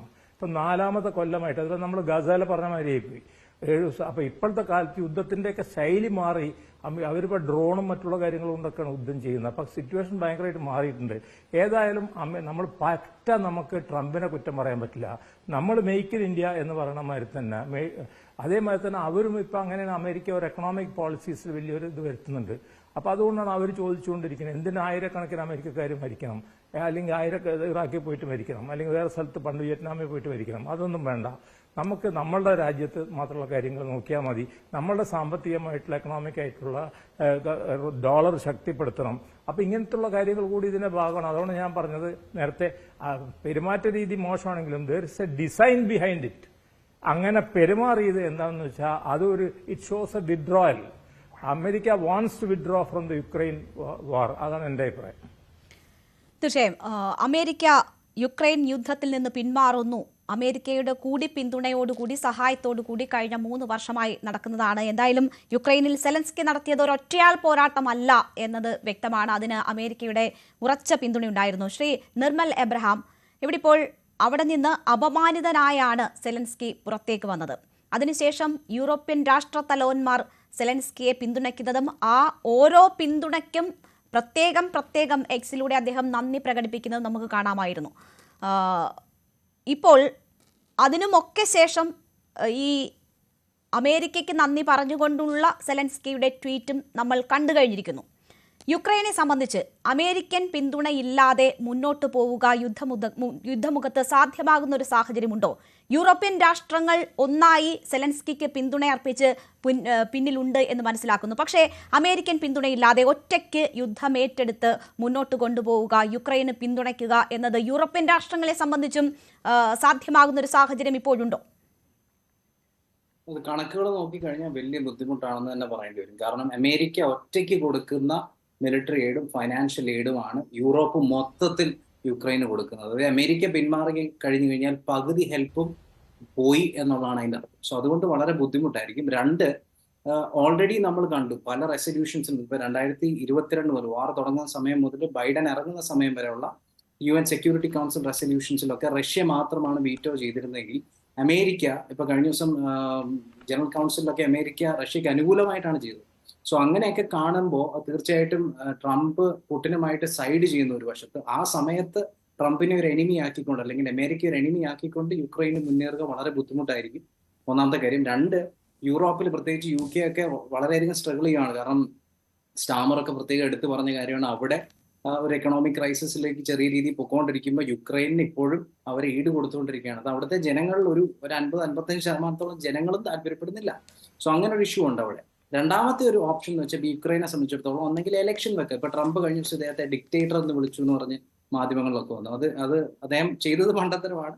ഡിക്റ്റേറ്റർ എന്ന് വിളിക്കാൻ പറ്റില്ല. പക്ഷെ വിളിക്കാൻ അദ്ദേഹം ഉണ്ടായ ഒരു സാഹചര്യം എന്ന് പറഞ്ഞു കഴിഞ്ഞാൽ 2019 മാർച്ചിലാണ് സെലൻസ്കി അവിടെ പ്രസിഡന്റായിട്ട് ചുമതല ഏറ്റെടുക്കുന്നത്. 2024 മാർച്ചിൽ അവസാനിക്കേണ്ടതാണ്. പക്ഷെ ഇപ്പം മാർഷ്യൽ ലോ ആയതുകൊണ്ട് അത് ഒരു വർഷം കൂടെ എക്സ്റ്റെൻഡ് ആയി നിൽക്കുകയാണ് താൽക്കാലം. അല്ലെങ്കിൽ വാർ തീരുന്നവരെ അദ്ദേഹത്തിന് തുടരാം. പക്ഷേ ഒരു എലക്ഷൻ വെച്ചാൽ ഒരു പക്ഷേ അതിന് എന്തെങ്കിലും ചേഞ്ച് ഉണ്ടാവും. അതാണ് അടുത്ത ചോദ്യം. എലക്ഷൻ വെച്ചാൽ വരാൻ പോകുന്നത് ഇപ്പം നിലവിലെ പോൾസ് അനുസരിച്ച് സെലൻസ്കിയുടെ മുന്നിൽ നിൽക്കുന്ന ഒരു വ്യക്തിയുണ്ട്, സല്യൂഷനി എന്ന് പറയും. അവിടുത്തെ പഴയ കമാൻഡർ ഇൻ ചീഫ് ആണ്. ഇപ്പൊ UKയുടെ യുക്രൈനിയൻ അംബാസിഡർ ആണ്. അദ്ദേഹമാണ് ഇപ്പം സെലൻസ്കിയെക്കാളും പോൾസിൽ കുറച്ചുകൂടെ മുന്നിൽ നിൽക്കുന്നത്. പക്ഷെ അദ്ദേഹവും സെലൻസ്കിയേക്കാൾ ആന്റി റഷ്യ വികാരമുള്ള ഒരു വ്യക്തിയാണ്. ഞാൻ പറയാൻ കാര്യം 2023 അദ്ദേഹം പറഞ്ഞ 1-2 കാര്യങ്ങളാണ്. അദ്ദേഹം പറഞ്ഞത് ഈ വാറിൽ നമ്മൾ ചെറുപ്പക്കാരെ കുറെ കൂടി എടുക്കണം. കമ്പൽസറി മിലിറ്ററി സർവീസ് യുക്രൈനിലുണ്ട്. ആ കമ്പൽസറി മിലിറ്ററി സർവീസിന്റെ പ്രായം കുറച്ച് 17-18 വയസ്സുള്ള ചെറുപ്പക്കാരായിട്ട് ഒരു 5 ലക്ഷം പേരെ കൂടെ നമുക്ക് കിട്ടും. അവരെയൊക്കെ ഇറക്കി നമുക്ക് റഷ്യയെ തകർക്കണം എന്ന് പറഞ്ഞ ആളാണ് സല്യൂഷനി. അപ്പൊ ആ സല്യൂഷനി വന്നാലും ഈ ഒരു പ്രശ്നത്തിന് ഒരു സൊല്യൂഷൻ ഉണ്ടാവും തോന്നുന്നില്ല. അതുകൊണ്ട് യുക്രൈനെ സംബന്ധിച്ചിടത്തോളം ഇപ്പോൾ ഉള്ള ഏക ആശ്രയം അമേരിക്കയുമായിട്ട് ചേർന്ന് ഒരു പീസ് ഡീലിലേക്ക് പോകുക എന്നുള്ളതാണ്. പക്ഷെ അതിനുള്ള പ്രശ്നം എന്താണെന്നറിയാം, ഈ രണ്ടു കൂട്ടരും ഇപ്പം ഡിപ്ലോമസിയുടെ കേസ് ഞാൻ പറഞ്ഞു, ട്രംപിനും ഡിപ്ലോമസി ഇല്ല, സെലൻസ്കിക്കും ഡിപ്ലോമസി ഇല്ല. നെഗോഷിയേഷന്റെ കേസ് വരുമ്പോൾ രണ്ടുപേരും മാക്സിമലിസ്റ്റുകളാണ്. അതായത് എനിക്ക് ഇത്രയും വേണം, നിങ്ങൾ ഇത്ര എടുത്താൽ മതി എന്നാണ് ട്രംപ് പറയുന്നത്. സെലൻസ്കി അത് തന്നെ. കാരണം സെലൻസ്കി വാദിക്കുന്നത് എന്താ, എനിക്ക് ഈ വാർ അവസാനിക്കണമെങ്കിൽ 2014 ക്രൈമിയ ഏറ്റെടുത്ത സമയം മുതൽ അതിന് പുറകോട്ടുള്ള സമയം മുതലുള്ള ടെറിട്ടറി എനിക്ക് തിരിച്ചു വേണം, എനിക്ക് യൂറോപ്യൻ യൂണിയനിൽ ചേരാൻ പറ്റണം, എനിക്ക് നേറ്റോയിൽ ചേരാൻ പറ്റണം, അങ്ങനെയാണെങ്കിൽ നമുക്ക് ഇതിനെക്കുറിച്ച് ആലോചിക്കാം എന്നാണ് സെലൻസ്കി പറയുന്നത്. ട്രംപ് ആകട്ടെ അല്ലെങ്കിൽ പുടിൻ ആകട്ടെ ഇതിന് ഒരിക്കലും തയ്യാറാകില്ലെന്ന് സെലൻസ്കിക്ക് പൂർണ്ണമായിട്ടും അറിയാം. അതുകൊണ്ട് ഇപ്പോൾ നിലവിൽ വെച്ചിരിക്കുന്ന ഒരു പീസ് ഡീലിൽ കഴിഞ്ഞ 10 ദിവസത്തെ കോൺവെർസേഷനിൽ യുക്രൈൻ അനുകൂലമായിട്ട് സംസാരിച്ചിരുന്നു. അതായത് അമേരിക്കയുമായിട്ട് പീസ് ഡീലിലേക്ക് പോവുക, ആ പീസ് ഡീൽ ഉറപ്പിക്കാൻ വേണ്ടിയിട്ട് ഇങ്ങനെ ഒരു പബ്ലിക് മീറ്റിംഗ് തന്നെ വെച്ചു. പക്ഷെ അവിടെ വെച്ച് ഉഴപ്പിക്കളഞ്ഞത് യുക്രൈന് തീർച്ചയായിട്ടും ദോഷം ചെയ്യും. പക്ഷെ ട്രംപ് വാതിൽ കൊട്ടി അടച്ചിട്ടില്ല. സാധാരണ ട്രംപ് ഇങ്ങനെയുള്ള സിറ്റുവേഷൻസിൽ വാതിൽ അടച്ചിട്ട് ഇനി ഇങ്ങോട്ട് വരികയേ വേണ്ടെന്നായിരിക്കും പറഞ്ഞത്. പക്ഷെ ഇത്തവണ അദ്ദേഹം പറഞ്ഞിരിക്കുന്നത്, എന്നാണോ യുക്രൈന് സമാധാനം വേണ്ടിയത് അന്ന് സെലൻസ്കി തിരിച്ചു വരട്ടെ, ഞാൻ സ്വീകരിക്കാം എന്നാണ് പറഞ്ഞിരിക്കുന്നത്. അത് മാത്രമാണ് ഈ മീറ്റിംഗിന്റെ ഒരു ബ്രൈറ്റ് സൈഡ് സെലൻസ്കിയെ സംബന്ധിച്ചിടത്തോളം. യുദ്ധം അവസാനിപ്പിക്കാൻ ആഗ്രഹിക്കുന്നുവെങ്കിൽ സെലൻസ്കി ചർച്ചയ്ക്ക് വരട്ടെ എന്ന് പറയുന്നു. അമേരിക്ക ഇടപെട്ടാൽ സമാധാന ശ്രമങ്ങൾക്ക് താല്പര്യമില്ലെന്നാണ് തോന്നുന്നതുമെന്നും ട്രംപ് പറഞ്ഞിരുന്നു. പക്ഷേ നോക്കൂ, മണിക്കൂറുകൾക്കുള്ളിൽ തന്നെ നന്ദി പറഞ്ഞുകൊണ്ട്, അതാണല്ലോ പ്രശ്നങ്ങൾക്ക് തുടക്കം കുറിച്ചുകൊണ്ടുള്ള ഇടപെടൽ, അവിടെ നിന്നായിരുന്നു ഏറ്റവും മോശമായ നിലയിലേക്ക് ആ കോൺവെർസേഷൻസ് പോയത്. ആ വിഷയത്തിൽ നന്ദി പറഞ്ഞുകൊണ്ട് സെലൻസ്കി ഇട്ട എക്സിലെ മെസ്സേജാണ് നമുക്ക് മുന്നിൽ അവസാനമുള്ളത്. അത് കാര്യങ്ങൾ തിരിച്ചറിഞ്ഞുകൊണ്ടുള്ള മയപ്പെടലായി വേണമോ നമ്മൾക്ക് മനസ്സിലാക്കാൻ? അതൊരു ശുഭസൂചനയാണോ ശ്രീ നിർമ്മൽ? ശുഭസൂചനയായിട്ട് ഞാൻ കാണുന്നില്ല. അതിനെ ഒരു തരത്തിൽ പറഞ്ഞ ഒരു അപ്രോപ്രിയേഷൻ ആയിട്ട് കാണാം. അതായത് യൂറോപ്യൻ യൂണിയനിലുള്ള എല്ലാ രാജ്യങ്ങളും അദ്ദേഹത്തിന് അവരെല്ലാം അദ്ദേഹത്തെ സപ്പോർട്ട് ചെയ്തപ്പോൾ അവർക്കെല്ലാം നന്ദി പറഞ്ഞു. പക്ഷെ ഇത്രയും കാലം കിട്ടുന്ന ഫൈനാൻഷ്യൽ എയ്ഡിന്റെയും മിലിറ്ററി എയ്ഡിന്റെ 50% കൊടുത്തുകൊണ്ടിരുന്ന അമേരിക്കയ്ക്ക് നന്ദിയില്ല എന്ന് പറഞ്ഞു കഴിഞ്ഞാൽ തീർച്ചയായിട്ടും അദ്ദേഹത്തിനെതിരെ ഒരു ആർഗ്യുമെന്റ് വരും. അത് ഒഴിവാക്കാൻ വേണ്ടിയുള്ളതായിരുന്നു എന്ന് വേണം പറയാം. കാരണം ഇത്രയും നാളായിട്ട് ഇപ്പൊ 3 വർഷം എന്തൊക്കെ പറഞ്ഞാലും, ട്രംപിനെ കുറ്റം പറയുന്ന ഒരു വശത്ത്, പക്ഷെ എന്തൊക്കെ പറഞ്ഞാലും ഈ 3 വർഷം ജോ ബൈഡനും കമല ഹാരിസും ഉണ്ടായിരുന്നു. ഒരിക്കൽ പോലും ഇതൊന്ന് അവസാനിപ്പിക്കാനായിട്ട് ഒരു ചർച്ച നടത്താനോ അല്ലെങ്കിൽ അവസാനിപ്പിക്കാൻ ഒരു പീസ് ഡീലിലേക്ക് റഷ്യയുമായിട്ട് ഒന്ന് നെഗോഷിയേറ്റ് ചെയ്യാനോ പോലും അവർ ശ്രമിച്ചിട്ടില്ല. 3 വർഷം വാർ പൊക്കോണ്ടിരുന്നു. ആ സമയത്ത് മുഴുവൻ ഇവർക്ക് കടം കൊടുത്തുകൊണ്ടിരുന്നു. അതുകൊണ്ട് അമേരിക്കയുടെ പൊതുകടം കൂടിക്കൊണ്ടിരുന്നു എന്നുള്ളതല്ലാതെ ഒരു പീസ് ഡീലിനെ ശ്രമിച്ച പ്രസിഡന്റ് എന്തൊക്കെ പറഞ്ഞാലും ട്രംപാണ്. രണ്ടാമത്തെ കാര്യം, ട്രംപ് നേരത്തെ പറഞ്ഞൊരു കാര്യമുണ്ട്. ഇപ്പൊ ഞാൻ ഈ പീസ് ഡീലിലേക്ക് ശ്രമിക്കുന്നു, പക്ഷെ നിങ്ങൾ തിരിച്ചു നോക്കിയാൽ ജോർജിയ റഷ്യ എടുക്കാൻ നോക്കിയത് ഒബാമയുടെ സമയത്താണ്, ക്രൈമിയ എടുക്കാൻ നോക്കിയത് ഒബാമയുടെ സമയത്താണ്, യുക്രൈൻ മൊത്തത്തിൽ എടുക്കാൻ നോക്കിയത് ബൈഡന്റെ സമയത്താണ്. ഞാൻ ഉണ്ടെങ്കിൽ സംഭവിക്കില്ലായിരുന്നു എന്ന് അദ്ദേഹം പറയുന്നു. അതുകൊണ്ട് അദ്ദേഹത്തിന്റെ വാക്കുകൾക്ക് വില കൊടുക്കുകയാണെന്നുണ്ടെങ്കിൽ തീർച്ചയായിട്ടും ഒരു പീസ് ഡീലിന് ഒരു ഗ്രീൻ ഫ്ലാഗ് സെലൻസ്കി കാണിച്ചിരുന്നെങ്കിൽ ഒരു പക്ഷേ ട്രംപ് അതിന് സഹായിക്കാൻ തീർച്ചയായിട്ടും മനസ്സ് കാണിച്ചേനെ എന്ന് എനിക്ക് തോന്നുന്നു. പക്ഷെ ആസ് ഓഫ് നൗ പറയുകയാണെന്നുണ്ടെങ്കിൽ യുക്രൈന്റെ സെലൻസ്കി കാണിച്ചത് മണ്ടത്തരമാണ്. അവിടെ കിട്ടിയ ആദ്യ അവസരത്തിൽ ഓവൽ ഓഫീസിൽ പബ്ലിക്കിന്റെ മുന്നിൽ വെച്ച് അദ്ദേഹത്തിന് പറയാമായിരുന്നു 2018 മുതൽ ഞങ്ങളെ സഹായിച്ച, അല്ലെങ്കിൽ യുക്രൈൻ എന്ന് നിലനിന്നോ അന്ന് മുതൽ ഞങ്ങളെ സഹായിച്ച അമേരിക്കയ്ക്ക് നന്ദി, അമേരിക്ക ഇല്ലായിരുന്നെങ്കിൽ ഈ യുദ്ധം ഒരാഴ്ച കൊണ്ട് അവസാനിച്ചതെന്ന് ഞങ്ങൾ മനസ്സിലാക്കുന്നു എന്ന് പറഞ്ഞ കോൺവെർസേഷൻ തുടങ്ങിയിരുന്നെങ്കിൽ ഒരു പക്ഷേ ഒരുപാട് ആളുകൾ കൂടി സെലൻസ്കിയെ സപ്പോർട്ട് ചെയ്തേനെ. എന്ന് പറയുന്നതുകൊണ്ട് ട്രംപ് പറഞ്ഞതോ ചെയ്തതോ ശരിയാണെന്നല്ല, പക്ഷെ സെലൻസ്കിയുടെ ഈ ഒരു കാര്യം ജെന്യുവൻ ആയിട്ട് എനിക്ക് തോന്നുന്നില്ല.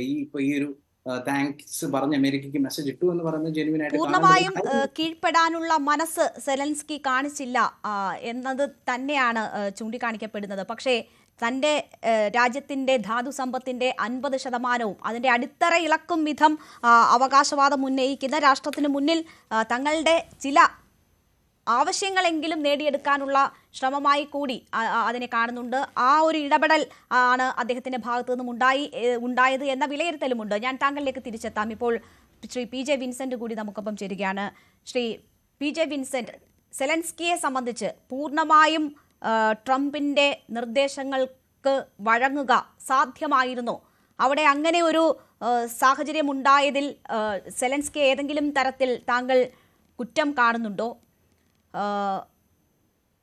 യുദ്ധം അവസാനിപ്പിക്കാനുള്ള ഇടപെടൽ എന്ന് പറഞ്ഞ് ട്രംപ് ഈ വിഷയത്തിൽ നടത്തുന്ന കൈകടത്തൽ, അതിൻ്റെ തുടക്കം മുതൽ തന്നെ യുക്രൈനെ വിശ്വാസത്തിലെടുക്കാതുള്ളതാണ്, അവരെ പങ്കെടുപ്പിക്കാതുള്ള ചർച്ചകളാണ് ആദ്യഘട്ടത്തിൽ നടന്നത്. അതിനുശേഷവും ഏകപക്ഷീയമായ, അവർക്ക് ഒരു തരത്തിലും അംഗീകരിക്കാൻ കഴിയാത്ത നിർദ്ദേശങ്ങൾ അവർക്ക് മുന്നിൽ വെക്കുന്നു. ഈ ഇടപെടൽ ഏതെങ്കിലും തരത്തിൽ യുക്രൈന്റെ ഭാവി കൂടി കണക്കിലെടുത്തുകൊണ്ട് സമാധാനം മാത്രം ലക്ഷ്യമിട്ടുകൊണ്ടുള്ളതാണ് എന്ന് താങ്കൾ കരുതുന്നുണ്ടോ?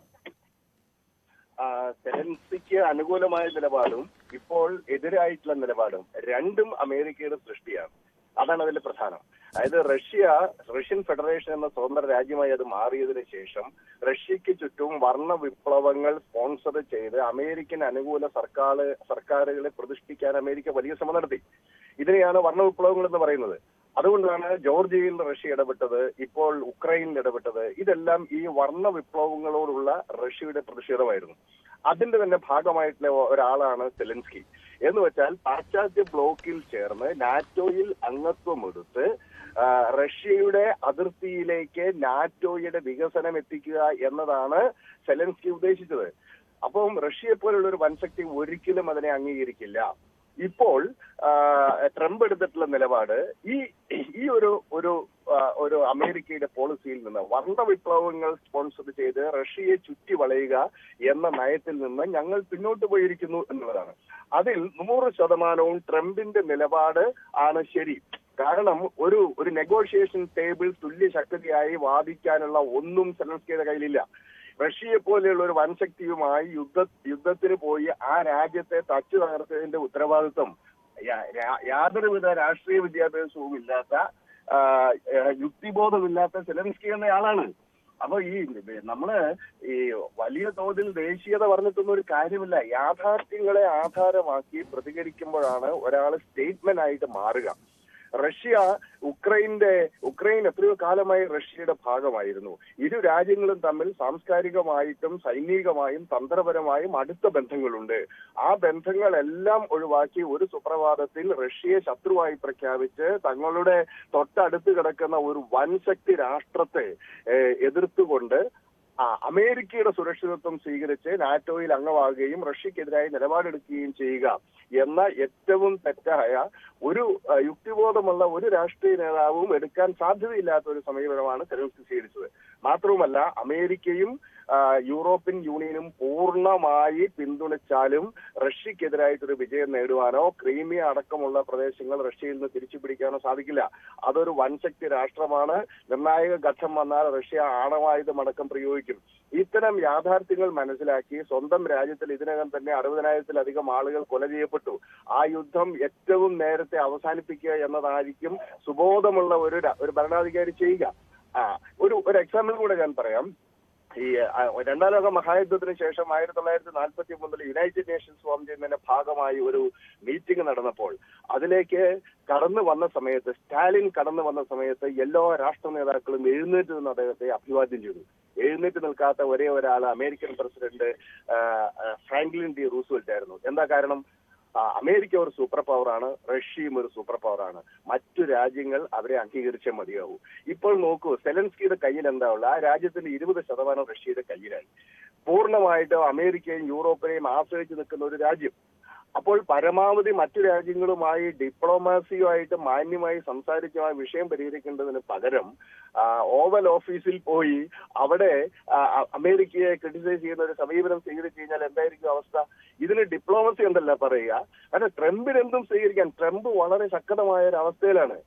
ട്രംപിന് ഇപ്പൊ ആരെ പേടിക്കേണ്ടത്? ലോകത്തിലെ ഏറ്റവും വലിയ സൈനിക ശക്തിയായിട്ട് നിൽക്കുകയാണ്. അവർക്ക് സാമ്പത്തിക പ്രയാസമുണ്ട്, ഡിക്ലൈനിങ് സൂപ്പർ പവറാണ്, ഒക്കെ ശരിയാണ്. പക്ഷേ നിലവിൽ ട്രംപിന് എന്താണ് പ്രശ്നമുള്ളത്? ട്രംപ് ഒരു അഗ്രീവ്ഡ് പാർട്ടിയെ അല്ല. അതേസമയം സെലൻസ്കി 100% അമേരിക്കയും യൂറോപ്പിനെയും ആശ്രയിച്ച് മാത്രമാണ് അദ്ദേഹത്തിന്റെ രാഷ്ട്രീയമായ അദ്ദേഹത്തിന്റെ നിലനിൽപ്പ് പോലും. ആ രാജ്യം പൂർണ്ണമായി റഷ്യ വിഴുങ്ങാതിരിക്കണമെങ്കിൽ ഗ്യാരണ്ടി ചെയ്യാൻ ഈ ലോകത്തിൽ കഴിയുന്ന ഏക രാജ്യം അമേരിക്കയാണ്. അപ്പോൾ ആ അമേരിക്കയിൽ പോയിട്ടാണ് അദ്ദേഹം അവരെക്കെതിരായിട്ട് സംസാരിക്കുന്നത്. അപ്പോൾ ഒരു തരത്തിലും അത് യുക്തിഭദ്രമായ ഒരു നിലപാടായിരുന്നു. ചെറുത്തുനിൽപ്പിന്റെ സൂചനയായും കാണുന്നില്ലേ ശ്രീ PJ വിൻസെന്റ്? ഈ സംഭാഷണത്തിനിടയിലും കയറി വന്നു റഷ്യ 3 ദിവസത്തിനകം തകർത്ത് കളയും എന്ന് പറഞ്ഞ ആ സാഹചര്യമൊക്കെ ഈ സംഭാഷണത്തിനിടയിലും കയറി വന്നു. സെലൻസ്കി അത് ഓർമ്മിപ്പിച്ചു. ഞങ്ങളുടെ ചെറുത്തുനിൽപ്പ് എന്താണ് എന്നത് സൂചിപ്പിച്ചു. ഒരു രാഷ്ട്രത്തെ സംബന്ധിച്ച് അധിനിവേശം, അതിന് കീഴടങ്ങുക എന്നതിനേക്കാൾ അവർ വാല്യൂ ചെയ്യുന്നത് ചെറുത്തുനിൽപ്പിനാണ്. ആ ചെറുത്തുനിൽപ്പ് ലോകം കണ്ടതാണ്, നമ്മൾ കണ്ടുകൊണ്ടിരിക്കുന്നതാണ് കഴിഞ്ഞ 3 വർഷമായുള്ള ചെറുത്തുനിൽപ്പ്. അതിൽ ഒരു വലിയ ഭാഗം സഹായം അമേരിക്കയുടെ ഭാഗത്തു നിന്നായിരുന്നു എന്നത് വ്യക്തമാണ്. എങ്കിൽ പോലും അമേരിക്കൻ താല്പര്യങ്ങളും റഷ്യയുടെ താല്പര്യങ്ങളും മാത്രം സംരക്ഷിച്ചുകൊണ്ടുള്ള ഒരു സമാധാന ഉടമ്പടി എന്ന് പറയുന്നത് ആ രാജ്യത്തെ സംബന്ധിച്ച് ആത്മഹത്യാപരമാകില്ലേ? ആ രാജ്യത്തെ സംബന്ധിച്ച് ആത്മഹത്യാപരമാകും എന്ന കാര്യത്തിൽ സംശയമില്ല.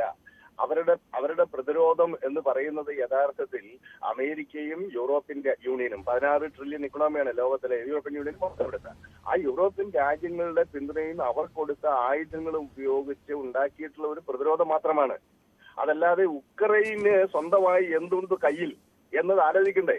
അമേരിക്ക പിന്മാറുകയും യൂറോപ്യൻ യൂണിയൻ രാജ്യങ്ങൾ റഷ്യക്കെതിരെയുള്ള ഉപരോധമടക്കമുള്ള കാര്യങ്ങൾ പിൻവലിക്കുകയും ചെയ്താൽ ഒരു നിമിഷം പോലും ഉക്രൈന് പിടിച്ചു നിൽക്കാൻ സാധിക്കില്ല. ഞാൻ പറഞ്ഞു വരുന്നത് ഉക്രൈന്റെ പോരാട്ടത്തെ കുറച്ചു കാണുകയല്ല, ഒരു യാഥാർത്ഥ്യം. അന്താരാഷ്ട്ര ബന്ധങ്ങളിൽ രാജ്യങ്ങൾ തമ്മിലുള്ള ബന്ധത്തിൽ പവർ റിലേഷൻസ് വളരെ പ്രധാനപ്പെട്ടതാണ്. യാഥാർത്ഥ്യത്തെ മാറ്റിവെച്ചുകൊണ്ട് വാചോടാപം നടത്തിയിട്ട് കാര്യമില്ല. ഇതേ കാര്യം തന്നെ 2002 അമേരിക്കൻ സൈന്യം ഇറാഖിൽ അധിനിവേശം നടത്തുന്ന സമയത്ത് സദാം ഹുസൈൻ പറഞ്ഞു, നഗരയുദ്ധത്തിലേക്ക് വരുമ്പോൾ അമേരിക്കൻ പട്ടാളക്കാരെ ഞങ്ങൾ മൂച്ചൂടും കൊന്നൊടുക്കെന്ന് പറഞ്ഞു. എന്നിട്ട് എന്ത് സംഭവിച്ചു? അവസാനം ഒരു എലിക്കുഞ്ഞിനെ പോലെ സദാം ഹുസൈനെ എടുത്ത് അറസ്റ്റ് ചെയ്ത് അവർ തൂക്കിക്കൊല്ലുന്ന സാഹചര്യം ഉണ്ടായി. അപ്പോൾ ഒരു രാജ്യങ്ങൾ തമ്മിലുള്ള സംഘർഷത്തിൽ ശാക്തിക ബലാബലം വളരെ പ്രധാനപ്പെട്ടതാണ്. ആ ശക്തി പരിഗണിച്ചുകൊണ്ട് മാത്രമേ ഇതിൽ ഇടപെടാൻ പറ്റുള്ളൂ. അതല്ലാതെ നമ്മൾ നാട്ടിൽ അങ്ങോട്ടും ഇങ്ങോട്ടും ഈ പടകാളി ചങ്കിരി പോക്കിരി എന്ന് പറയുന്ന രീതിയിൽ വർത്തമാനം പറഞ്ഞിട്ട് വല്ല കാര്യമുണ്ടോ? അതല്ല രാജ്യങ്ങൾ തമ്മിലുള്ള ബന്ധത്തിൽ കാണിക്കേണ്ട ഡിപ്ലോമസി. ഉക്രൈൻ ഇന്ന് 20% ടെറിട്ടറി റഷ്യക്ക് മുന്നിൽ നഷ്ടപ്പെട്ട് അവരുടെ ഫർദർ ഏരിയ റഷ്യ പിടിച്ചെടുക്കുന്നതിന് ഒരു ഗ്യാരണ്ടിയും ആർക്കും നൽകാൻ പറ്റാത്ത സാഹചര്യത്തിൽ നിൽക്കുന്ന ഒരു രാജ്യമാണ്. ഇപ്പോൾ തന്നെ 20% റഷ്യയുടെ കയ്യിലായി. ബാക്കി പ്രദേശങ്ങൾ റഷ്യ പിടിച്ചെടുക്കാതിരിക്കാൻ ഗ്യാരണ്ടി നൽകാൻ പറ്റുന്ന ഏക രാജ്യം അമേരിക്കയാണ്. ഇനി അമേരിക്കയും മറ്റേ യൂറോപ്യൻ രാജ്യങ്ങളും സമ്പൂർണ്ണമായി പിന്തുണ നൽകിയിട്ടും ഉക്രൈൻ 20% ഇപ്പോൾ റഷ്യയുടെ കയ്യിലാണ്. ഈ യാഥാർത്ഥ്യം മനസ്സിലാക്കാതെ ഒരു ഭരണാധികാരി പെരുമാറുന്നു എന്ന് പറഞ്ഞാൽ അദ്ദേഹം ഭയങ്കര ഇമോഷണൽ ആണെന്നേ അർത്ഥമുള്ളൂ. തന്റെ രാജ്യം നേരിടുന്ന പ്രതിസന്ധിയിൽ നിന്ന് താൽക്കാലിക ഇതിന്റെ ഏറ്റവും വലിയ എക്സാമ്പിൾ ഞാൻ പറയാം. 1-ാം ലോക മഹായുദ്ധത്തിൽ നിന്ന് റഷ്യ എങ്ങനെയാണ് പിൻവാങ്ങിയത്? ആ രാജ്യത്തിന്റെ 20% വരുന്ന പ്രദേശങ്ങൾ മുഴുവനും അടിയറ വെച്ച് ലോക ചരിത്രത്തിലെ തന്നെ ഏറ്റവും സങ്കടകരമായ ഒരു ട്രീറ്റിയിൽ ഒപ്പിട്ടിട്ടാണ് വിപ്ലവാനന്തരം 1917 വിപ്ലവാനന്തരം റഷ്യ 1-ാം ലോക മഹായുദ്ധത്തിൽ നിന്ന് പിന്മാറുന്നത്. അത് എന്തുകൊണ്ടാണ്? അതല്ലാതെ നിവൃത്തി ഉണ്ടായിരുന്നില്ല. റഷ്യ വളരെ പതറ്റിക് ആയിട്ടുള്ള സൈനികമായും സാമ്പത്തികമായും തകർച്ചയുടെ പടുകുഴിയിലായിരുന്നു. ഒരു നിമിഷം യുദ്ധം ചെയ്യാൻ പറ്റില്ല. യുദ്ധമുഖത്ത് റഷ്യൻ പട്ടാളക്കാർ പാറ്റകളെ പോലെ വീണ് മരിക്കുകയാണ്. അപ്പോൾ അതല്ലാതെ മാർഗമില്ല. ഇത് സമാനമായ ഇതേ സാഹചര്യത്തിലൂടെ കടന്നുപോയ റഷ്യ 1917 വിപ്ലവാനന്തരം എങ്ങനെയാണ് സഖ്യശക്തികളുമായിട്ട് വെടിനിർത്തൽ കരാറുണ്ടാക്കി യുദ്ധത്തിൽ നിന്ന് പിൻവാങ്ങിയത്? അപ്പോൾ ഒരു വസ്തുനിഷ്ഠ സാഹചര്യമാണ് വൻശക്തി രാജ്യങ്ങളാണെങ്കിലും ചെറിയ രാജ്യങ്ങളാണെങ്കിലും അവരുടെ നയങ്ങളെ നിർണ്ണയിക്കുകയും നിശ്ചയിക്കുകയും ചെയ്യേണ്ടത്. സെലൻസ്കിയുടെ കാര്യത്തിൽ എന്താണ് ഉക്രൈന്റെ കയ്യിലുള്ളതെന്ന് പോലും അറിയാതെ കുറച്ച് ആവേശമല്ലാണ്ട് വേറൊന്നും അയാളുടെ വാക്കുകളിൽ നമുക്ക് കാണാൻ സാധിക്കുന്നില്ല. ഈ ആവേശം കൊണ്ട് ആ രാജ്യം ഇനിയും തകർന്നു പോകത്തേ ഉള്ളൂ. അപ്പോൾ ഈ യാഥാർത്ഥ്യം മനസ്സിലാക്കിയിട്ട് യഥാർത്ഥത്തിൽ യുദ്ധം അവസാനിപ്പിക്കുക എന്നുള്ളത് ഏറ്റവും അടിയന്തരമായ ആവശ്യമാണ്. അത് റഷ്യയേക്കാൾ അധികം അത് ഉക്രൈന്റെ ആവശ്യമാണ്. ഒന്നാമത്തെ കാര്യം. രണ്ടാമത്തെ കാര്യം, ഈ യുദ്ധത്തിൽ നിന്ന് പിന്മാറേണ്ടത് ഇപ്പോൾ അമേരിക്കയെ സംബന്ധിച്ചിടത്തോളം വളരെ പ്രധാനപ്പെട്ടതാണ്. കാരണം ചൈനയുമായിട്ടുള്ള വ്യാപാര യുദ്ധത്തിൽ റഷ്യയുടെ ചൈന ആശ്രിതത്വം സമ്പൂർണ്ണമാണ് ഈ യുദ്ധം മൂലം. കാരണം പാശ്ചാത്യ രാജ്യങ്ങളും റഷ്യയും പൂർണ്ണമായി പാശ്ചാത്യ രാജ്യങ്ങളും അമേരിക്കയും റഷ്യക്കെതിരെ സാമ്പത്തിക ഉപരോധം പ്രഖ്യാപിച്ച സാഹചര്യത്തിൽ ചൈനയെ ആശ്രയിക്കാതെ അവർക്ക് മുന്നോട്ട് പോകാൻ പറ്റില്ല. ലോകത്തിലെ 2 വൻശക്തി രാഷ്ട്രങ്ങൾ, ഒന്ന് ഇക്കണോമിക് സൂപ്പർ പവറാണ്, മറ്റൊന്ന് മിലിറ്ററി സൂപ്പർ പവറാണ്. ഈ റഷ്യയും ചൈനയും ഒന്നിക്കുന്ന സാഹചര്യം പാശ്ചാത്യ ശക്തികൾക്കും അമേരിക്കയ്ക്കും വളരെ അപകടകരമാണ്. അതുകൊണ്ട് അമേരിക്കയെ സംബന്ധിച്ചിടത്തോളം ആ രാജ്യത്തിന്റെ താല്പര്യവും യൂറോപ്യൻ മേഖലയുടെ താല്പര്യവുമാണ് ഏറ്റവും പ്രധാനം. അതുകൊണ്ട് അവര് പ്രായോഗികമായ ഒരു നിലപാടാണ് ട്രംപ് ഇക്കാര്യത്തിൽ സ്വീകരിക്കുന്നത്.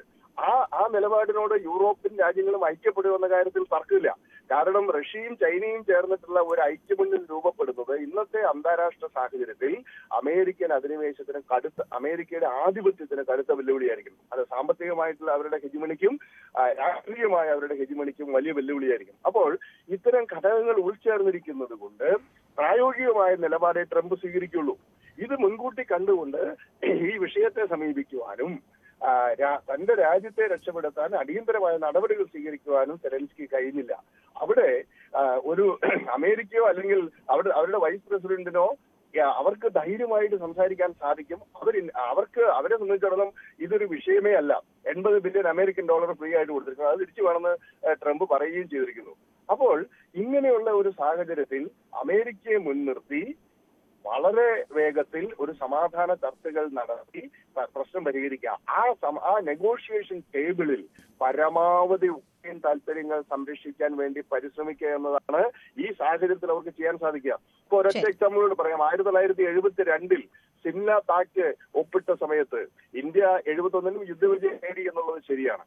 പക്ഷേ ഈ 72 പാക്ട് ഒപ്പിട്ടതിന് ശേഷം സുൽഫിക്കർ അലി ഭൂട്ടോ പറഞ്ഞത് യുദ്ധം ഇന്ത്യ ജയിച്ചു, പക്ഷേ ഡിപ്ലോമാറ്റിക് ടേബിളിൽ ഞങ്ങൾ ജയിച്ചു എന്നുള്ളതാണ്. ഒരു പരിധി വരെ പാകിസ്ഥാന്റെ താല്പര്യങ്ങൾ അവർക്ക് സംരക്ഷിക്കാൻ പറ്റും. കാരണം ഈ കാശ്മീർ വിഷയം അടക്കം ഉയർത്താതിരിക്കാനുള്ള ഡിപ്ലോമാറ്റിക് ഇടപെടൽ അവർ നടത്തി. ഇന്ത്യ പറയുകയാണ്, ഈ 1 ലക്ഷത്തോളം പാകിസ്ഥാൻ പട്ടാളക്കാർ ഇന്ത്യൻ തടവുകാരുണ്ട്, നിങ്ങൾ കാശ്മീരിൽ നിന്ന് പൂർണ്ണമായി പിന്മാറിയാലേ ഇവരെ വിട്ടുതരികയുള്ളൂ എന്നൊക്കെയുള്ള ചില നിലപാടുകൾ സ്വീകരിക്കാൻ ഇന്ത്യക്ക് കഴിയുമായിരുന്നു. പക്ഷെ അങ്ങനെയൊന്നും ഉണ്ടാവാത്ത വിധത്തിൽ ഡിപ്ലോമാറ്റിക്കായി ബംഗ്ലാദേശ് സ്വതന്ത്ര രാജ്യമായി എന്നതിനപ്പുറത്തേക്ക് മറ്റൊന്നുമില്ലാതെ ഒരു കരാറിൽ ഒപ്പിടാൻ കഴിഞ്ഞു. അതുകൊണ്ടാണ് സുൽഫിക്കർ അലി ഭൂട്ടോ എന്ന് പറഞ്ഞത് ഞങ്ങൾ ഡിപ്ലോമാറ്റിക് ടേബിളിൽ വിജയിച്ചു എന്നുള്ളത്. അതെന്തായാലും ഞാനൊരു എക്സാമ്പിൾ പറഞ്ഞതേ ഉള്ളൂ, അതിന്റെ വിശദാംശങ്ങളിലേക്ക് പോകുന്നില്ല. ഇന്നത്തെ സാഹചര്യത്തിൽ അമേരിക്കൻ പിന്തുണ ഉറപ്പിച്ചുകൊണ്ട് ഡിപ്ലോമാറ്റിക് ടേബിളിൽ ആ യുദ്ധം അവസാനിപ്പിക്കുവാനും പരമാവധി പരിക്കുകളില്ലാതെ തന്റെ രാജ്യത്തെ രക്ഷപ്പെടുത്താനും ശ്രമിക്കുന്നതിന് പകരം ആവേശ തിരയിളക്കം നടത്തി തന്റെ സ്വന്തം ജനങ്ങളെ വീണ്ടും യുദ്ധത്തിന്റെ പടുകുഴിയിലേക്ക് തള്ളിവിടുന്ന ഒരു സമീപനമാണ് സെലൻസ്കി സ്വീകരിച്ചത്. അത് തിരുത്തിയില്ലെങ്കിൽ സെലൻസ്കിക്കും ഉക്രൈനും നാശമായിരിക്കുന്നതല്ലാതെ മറ്റൊന്നും സംഭവിക്കാനില്ല. ശരി, എന്താണ് ട്രംപിന്റെ നീക്കം എന്നതുകൂടി അറിയണം. സെലൻസ്കിയുടെ സ്ഥാനം തെറിക്കുമോ? മാത്രവുമല്ല, ഓരോ വിഷയത്തിലും ഇടപെട്ടുള്ള ട്രംപിന്റെ നിലപാടുകൾ ഓരോ രാജ്യങ്ങൾക്കും സൃഷ്ടിക്കുന്ന ഭീഷണി വളരെ വലുത് തന്നെയാണ്. നമുക്ക് ആ കാര്യങ്ങളിലേക്ക് കൂടി തിരിച്ചെത്താം ഇടവേളയ്ക്ക് ശേഷം.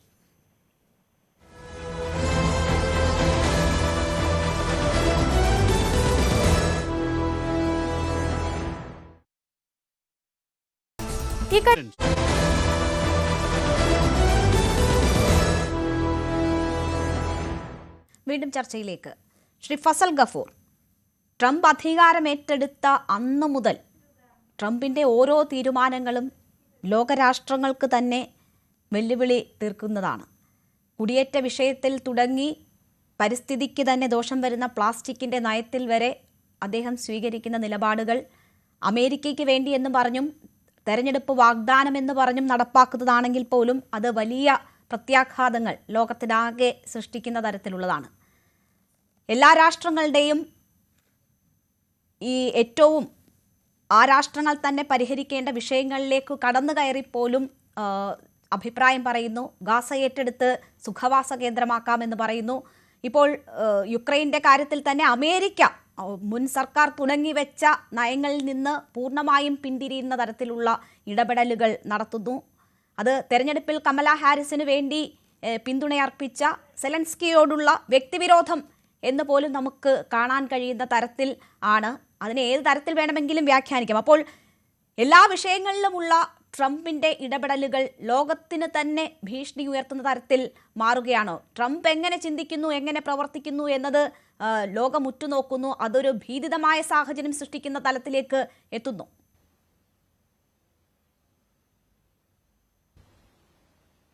ആദ്യം തന്നെ നമ്മൾ ട്രംപിനെ മാത്രം കുറ്റം പറഞ്ഞിട്ട് കാര്യമില്ല. അമേരിക്കൻ പോളിസി തന്നെ അതാണ്. ഞാനൊരു സിമ്പിളായിട്ടൊരു കാര്യം ചോദിക്കാം. നമ്മുടെ ഈ USSR, അതായത് സോവിയറ്റ് യൂണിയൻ പിരിച്ചുവിട്ടു, വളരെ മാന്യമായിട്ട് അവർ പിരിച്ചുവിട്ടു. ഇന്ത്യ അങ്ങനെ പിരിച്ചുവിടുമോ? അത് പിരിച്ചുവിട്ടവർ. അതിൽ നിന്നാണ് യുക്രൈനും മറ്റുള്ള രാജ്യങ്ങളൊക്കെ വന്നത്. ഉടനെ അമേരിക്കയും നാറ്റോ എന്താ ചെയ്തത്? ഇതിൽ നിന്ന് രാജ്യങ്ങളെ അടർത്തിയെടുത്തുകൊണ്ട് നാറ്റോയിൽ ചേർക്കാൻ പോയി. എന്തിനാണ് നാറ്റോ ഉണ്ടാക്കിയത് തന്നെ USSRനെതിരായിട്ടാണ്, ജർമ്മനിക്കെതിരായിട്ടല്ല ഉണ്ടാക്കിയത്. എന്നിട്ട് നാറ്റോ എന്താ ചെയ്തുകൊണ്ടിരുന്ന വെച്ചാൽ കൂടുതൽ രാഷ്ട്രങ്ങളെ അടുത്തടുത്ത് യുക്രൈനെ ചേർത്താനായിട്ടുള്ള പരിപാടിയായിട്ട് മുന്നോട്ട് പോയി. അതിനുശേഷം അവർ സ്വീഡനും ഫിൻലൻഡും ഇപ്പൊ ചേർത്തു. അതായത് ചുറ്റും USSRന് ചുറ്റും, മറ്റേ സോവിയറ്റ് റഷ്യ അന്ന് പറഞ്ഞത് USSR എന്നാണ്, ഇത് കമ്മ്യൂണിസ്റ്റിനെ എതിർക്കാനാണെന്ന്. ഇതല്ലല്ലോ, റഷ്യ എന്നൊരു രാഷ്ട്രത്തെ എതിർക്കാൻ വേണ്ടി മാത്രമായിട്ട് ഇതിനെ ചുറ്റുമൊക്കെ വെച്ച് വെക്കുന്നു. ഞാൻ ഒരൊറ്റ കാര്യം ചോദിക്കുക. ക്യൂബയിൽ കൊണ്ടുപോയിട്ട് ജോൺ എഫ് കെനഡി മിസൈലുകൾ വെച്ചു അമേരിക്കക്കെതിരായിട്ട്. ഉടനെ വന്നില്ലേ റഷ്യ കൊണ്ടുവന്ന് വെച്ചപ്പോ? ഉടനെ വലിയൊരു വേൾഡ് വാർ വരെ ഉണ്ടാവാൻ പോയില്ലേ അന്ന് ക്രൂസ്ചേവും കെനഡിയും കൂടെ ഉള്ളത്. അപ്പൊ ഇതേമാതിരി അണ്ടർബെല്ലി എന്ന് പറയും ഒരു രാജ്യത്തിന്റെ. ഞാൻ ചോദിക്കട്ടെ, കാശ്മീരിന്റെ അപ്പുറത്ത് കൊണ്ടുവന്നിട്ട് ഈ ബാലിസ്റ്റിക് മിസൈലുകൾ വെക്കെന്ന് വിചാരിച്ചോ? ന്യൂഡൽഹിയിലെ എയിം ചെയ്തുകൊണ്ട് അതുമാതിരിയുള്ള ഒരു പരിപാടി യുക്രൈന് ചെയ്തു. അപ്പൊ പിന്നെ തീർച്ചയായിട്ടും അവർ. പിന്നെ രണ്ടാമത്തെ കാര്യം, ഈ യുക്രൈൻകാരൊക്കെ റഷ്യക്കാർ തന്നെയാണെന്നേ. ഇവരെ ഭാഷ, ഇവർ സ്ലാവിക് റേസിൽപ്പെട്ടവരും ഒരേ ഭാഷ സംസാരിക്കുന്ന ആൾക്കാരൊക്കെയാണ്. ഇവർ ഒരുമിച്ചുണ്ടായിരുന്നാണ് ഇന്ത്യയും പാകിസ്ഥാനൊക്കെ മാതിരി. അപ്പൊ ഇവർ തമ്മിലുള്ള ഒരു പോരാട്ടത്തിൽ നാറ്റോ, ഞാൻ പറഞ്ഞ ഈ നാറ്റോ ആദ്യം പിരിച്ചുവിടണം. എന്തിനാണ് ഇപ്പൊ നാറ്റോ? അതാണ് എന്റെ ചോദ്യം.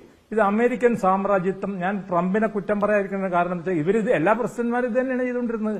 അമേരിക്കൻ പ്രസിഡന്റ് ബുഷിന്റെ കാലത്തല്ലേ യുദ്ധം ഉണ്ടായിരുന്നു. അമേരിക്കൻ പ്രസിഡന്റ് ഇവിടുത്തെ ഇറാഖിലെ യുദ്ധം ഉണ്ടായിരുന്നു. അതേപോലെ തന്നെ അമേരിക്കൻ പ്രസിഡന്റ് ആയിരുന്ന നമ്മുടെ ലിൻഡൻ ബി ജോൺസന്റെ കാലഘട്ടത്തിലല്ലേ വിയറ്റ്നാം വാർ എസ്കലേറ്റ് ചെയ്ത്. അപ്പോൾ അമേരിക്ക വേൾഡ് പോലീസ്മാൻ എന്നുള്ളൊക്കെ എല്ലാ കാര്യങ്ങളിലും പോയി ഇടപെടുന്നുണ്ട്. പക്ഷേ ട്രംപിന്റെ കാര്യം നമ്മൾ നോക്കുകയാണെങ്കിൽ ഒരു ചെറിയ വ്യത്യാസം നമ്മൾ കാണുന്നുണ്ട്. അദ്ദേഹം എപ്പോഴും പറഞ്ഞുകൊണ്ടിരുന്ന കാര്യം അമേരിക്ക ഫസ്റ്റ് എന്നാണ് പറഞ്ഞത്. മനസ്സിലായി? അത് നരേന്ദ്രമോദി പറയണം, അമേരിക്ക ഫസ്റ്റ്, ഇന്റർഫിയറൻസ് മറ്റുള്ള രാജ്യങ്ങൾ വേണ്ട. അദ്ദേഹത്തിന്റെ അമേരിക്കയുടെ പുതിയ പോളിസി അതായിരിക്കും. ആ പുതിയ പോളിസി അനുസരിച്ചിട്ട് വേണ്ടാത്ത സ്ഥലങ്ങളിലൊക്കെ പോയിട്ട്, ഉദാഹരണം അഫ്ഗാനിസ്ഥാനിൽ അമേരിക്ക ഇതാക്കി കൊടുത്തില്ലേ, ഇരയാക്കി കളഞ്ഞില്ലേ അവിടുത്തെ ജനങ്ങളെ. താലിബാനെ പിൻവലിച്ചിട്ട് ഈ താലിബാനെ പോയി ഉണ്ടാക്കിയത് അമേരിക്കയല്ലേ? അത് ഇദ്ദേഹം ഉണ്ടാക്കിയതൊന്നുമല്ലോ. അതിന് മുമ്പത്തെ അമേരിക്കൻ പ്രസിഡന്റ്മാരുണ്ടാക്കിയത്. അവര് തന്നെയല്ലേ ഐസിസ് ഉണ്ടാക്കിയത്. അവർ തന്നെയല്ലേ മറ്റേ ബിൻ ലാഡന് സപ്ലൈ ചെയ്തത്. അവർ തന്നെയല്ലേ ഇറാഖിന് കെമിക്കൽ വെപ്പൻസ് ഉണ്ടെന്ന് പറഞ്ഞത്. അപ്പൊ ഒരു പ്രസിഡന്റിനെ പറഞ്ഞിട്ട് കാര്യമില്ല. ഈ സാമ്രാജ്യത്വം, അമേരിക്കൻ സാമ്രാജ്യത്വം ചെറുക്കാനായിട്ട് റഷ്യ നമുക്ക് വേണം. ഈ അറബ് ലോകം തന്നെ തകർന്നു വരുമ്പോഴായപ്പോൾ USSR പോയപ്പോഴാണ്. അതേമാതിരി ചൈന കുറച്ച് ശക്തമായിട്ട് വരണം. അതല്ലെങ്കിൽ നമ്മളെല്ലാവരും ഇവരുടെ അടിമകളായി തീരും. അതാണ് ഞങ്ങളുടെ, എനിക്ക് തോന്നുന്നു വിൻസെന്റ് മാസ്റ്ററുടെ അഭിപ്രായം അത് തന്നെയാണ്. മനസ്സിലായില്ലേ? നമ്മൾ അടിമകളായി പോകും എന്നുള്ള ഒരു വിഷയമാണ്. പിന്നെ മൈഗ്രേഷൻ, മറ്റേ ഇവിടുന്ന് ആൾക്കാർ മൈഗ്രേറ്റ്, അവരോട് ആര് പറഞ്ഞു പോകാനായിട്ട്? ഞാൻ വീണ്ടും ആവർത്തിക്കുകയാണ്, അവരിവിടുന്ന് പോകേണ്ട ആവശ്യമൊന്നുമില്ല. ഇവിടെ യാതൊരു കുഴപ്പമില്ല. നമ്മുടെ എക്കോണമിയൊക്കെ നല്ലോണം വന്നുകൊണ്ടിരിക്കുന്നു. എന്നിട്ട് അവിടെ പോയിട്ട് എന്താ ചെയ്യണമെന്ന് വെച്ചാൽ ഇവിടുത്തെ പൊളിറ്റിക്സിൽ ഇടപെടുകയും അവർക്ക് ഡുവൽ സിറ്റിസൺഷിപ്പ് വേണമെന്ന് പറയുകയൊക്കെ ചെയ്യുന്നു. അപ്പൊ ചെയ്ത പണി നല്ല പണി തന്നെയാണ്. നല്ല പണി തിരിച്ചങ്ങോട്ട് കിട്ടി. അവിടെ വേണ്ടാത്ത പണി. നമ്മുടെ രാജ്യത്ത് ഒരു കുട്ടീനൊക്കെ ആയിട്ടാണ് സമ്മതിക്കും. നമ്മളൊരു കുട്ടിക്ക് സിറ്റിസൺഷിപ്പ് കൊടുക്കുമോ? നമ്മുടെ രാജ്യത്തെ കാര്യങ്ങൾ പറയട്ടെ. നമ്മുടെ രാജ്യത്ത് പണ്ട് കാലത്ത് ഇവിടുന്ന് പോയിട്ട് തമിഴ്നാട്ടിൽ പഠിക്കാൻ പറ്റില്ല. അവിടെ ഡൊമിസൈലാണ് കാര്യങ്ങൾ. അപ്പോൾ അങ്ങനെ ഒരു ഫെഡറൽ സ്റ്റേറ്റ് ആണ് നമ്മൾ. അപ്പൊ ഏതായാലും അതിന്റെ എല്ലാം അർത്ഥം ഈ റഷ്യ ബോംബിട്ട് ഇവരെ തകർത്തേനെന്ന് നമ്മൾ അങ്ങനെ നോക്കുമ്പോൾ നമ്മൾ ഗാസയിലെ അപലപിച്ച മാതിരി നമ്മളിവിടെ സെലൻസ്കിനെ മറ്റേ നമ്മുടെ അമേരിക്കയെ നമ്മൾ അപലപിക്കുന്നത്. അതുകൊണ്ടാണ് ഞാൻ ഒരുപാട് പ്രസിഡന്റുകളുടെ കാലഘട്ടത്തിൽ നടന്നിട്ടുള്ള പ്രശ്നങ്ങൾ ഏറ്റെടുത്തത്. അപ്പോൾ പറഞ്ഞത്. അതുകൊണ്ട് ഒരു കാര്യം പിന്നെ ഞങ്ങൾ സംസാരിക്കാനായിട്ട് വിചാരിക്കും ഞങ്ങൾ സെലൻസ്കിക്ക് എതിരാണെന്ന്. അങ്ങനെയല്ല, നിങ്ങൾ പോയിട്ട് തല വെച്ചു കൊടുത്തതല്ലേ.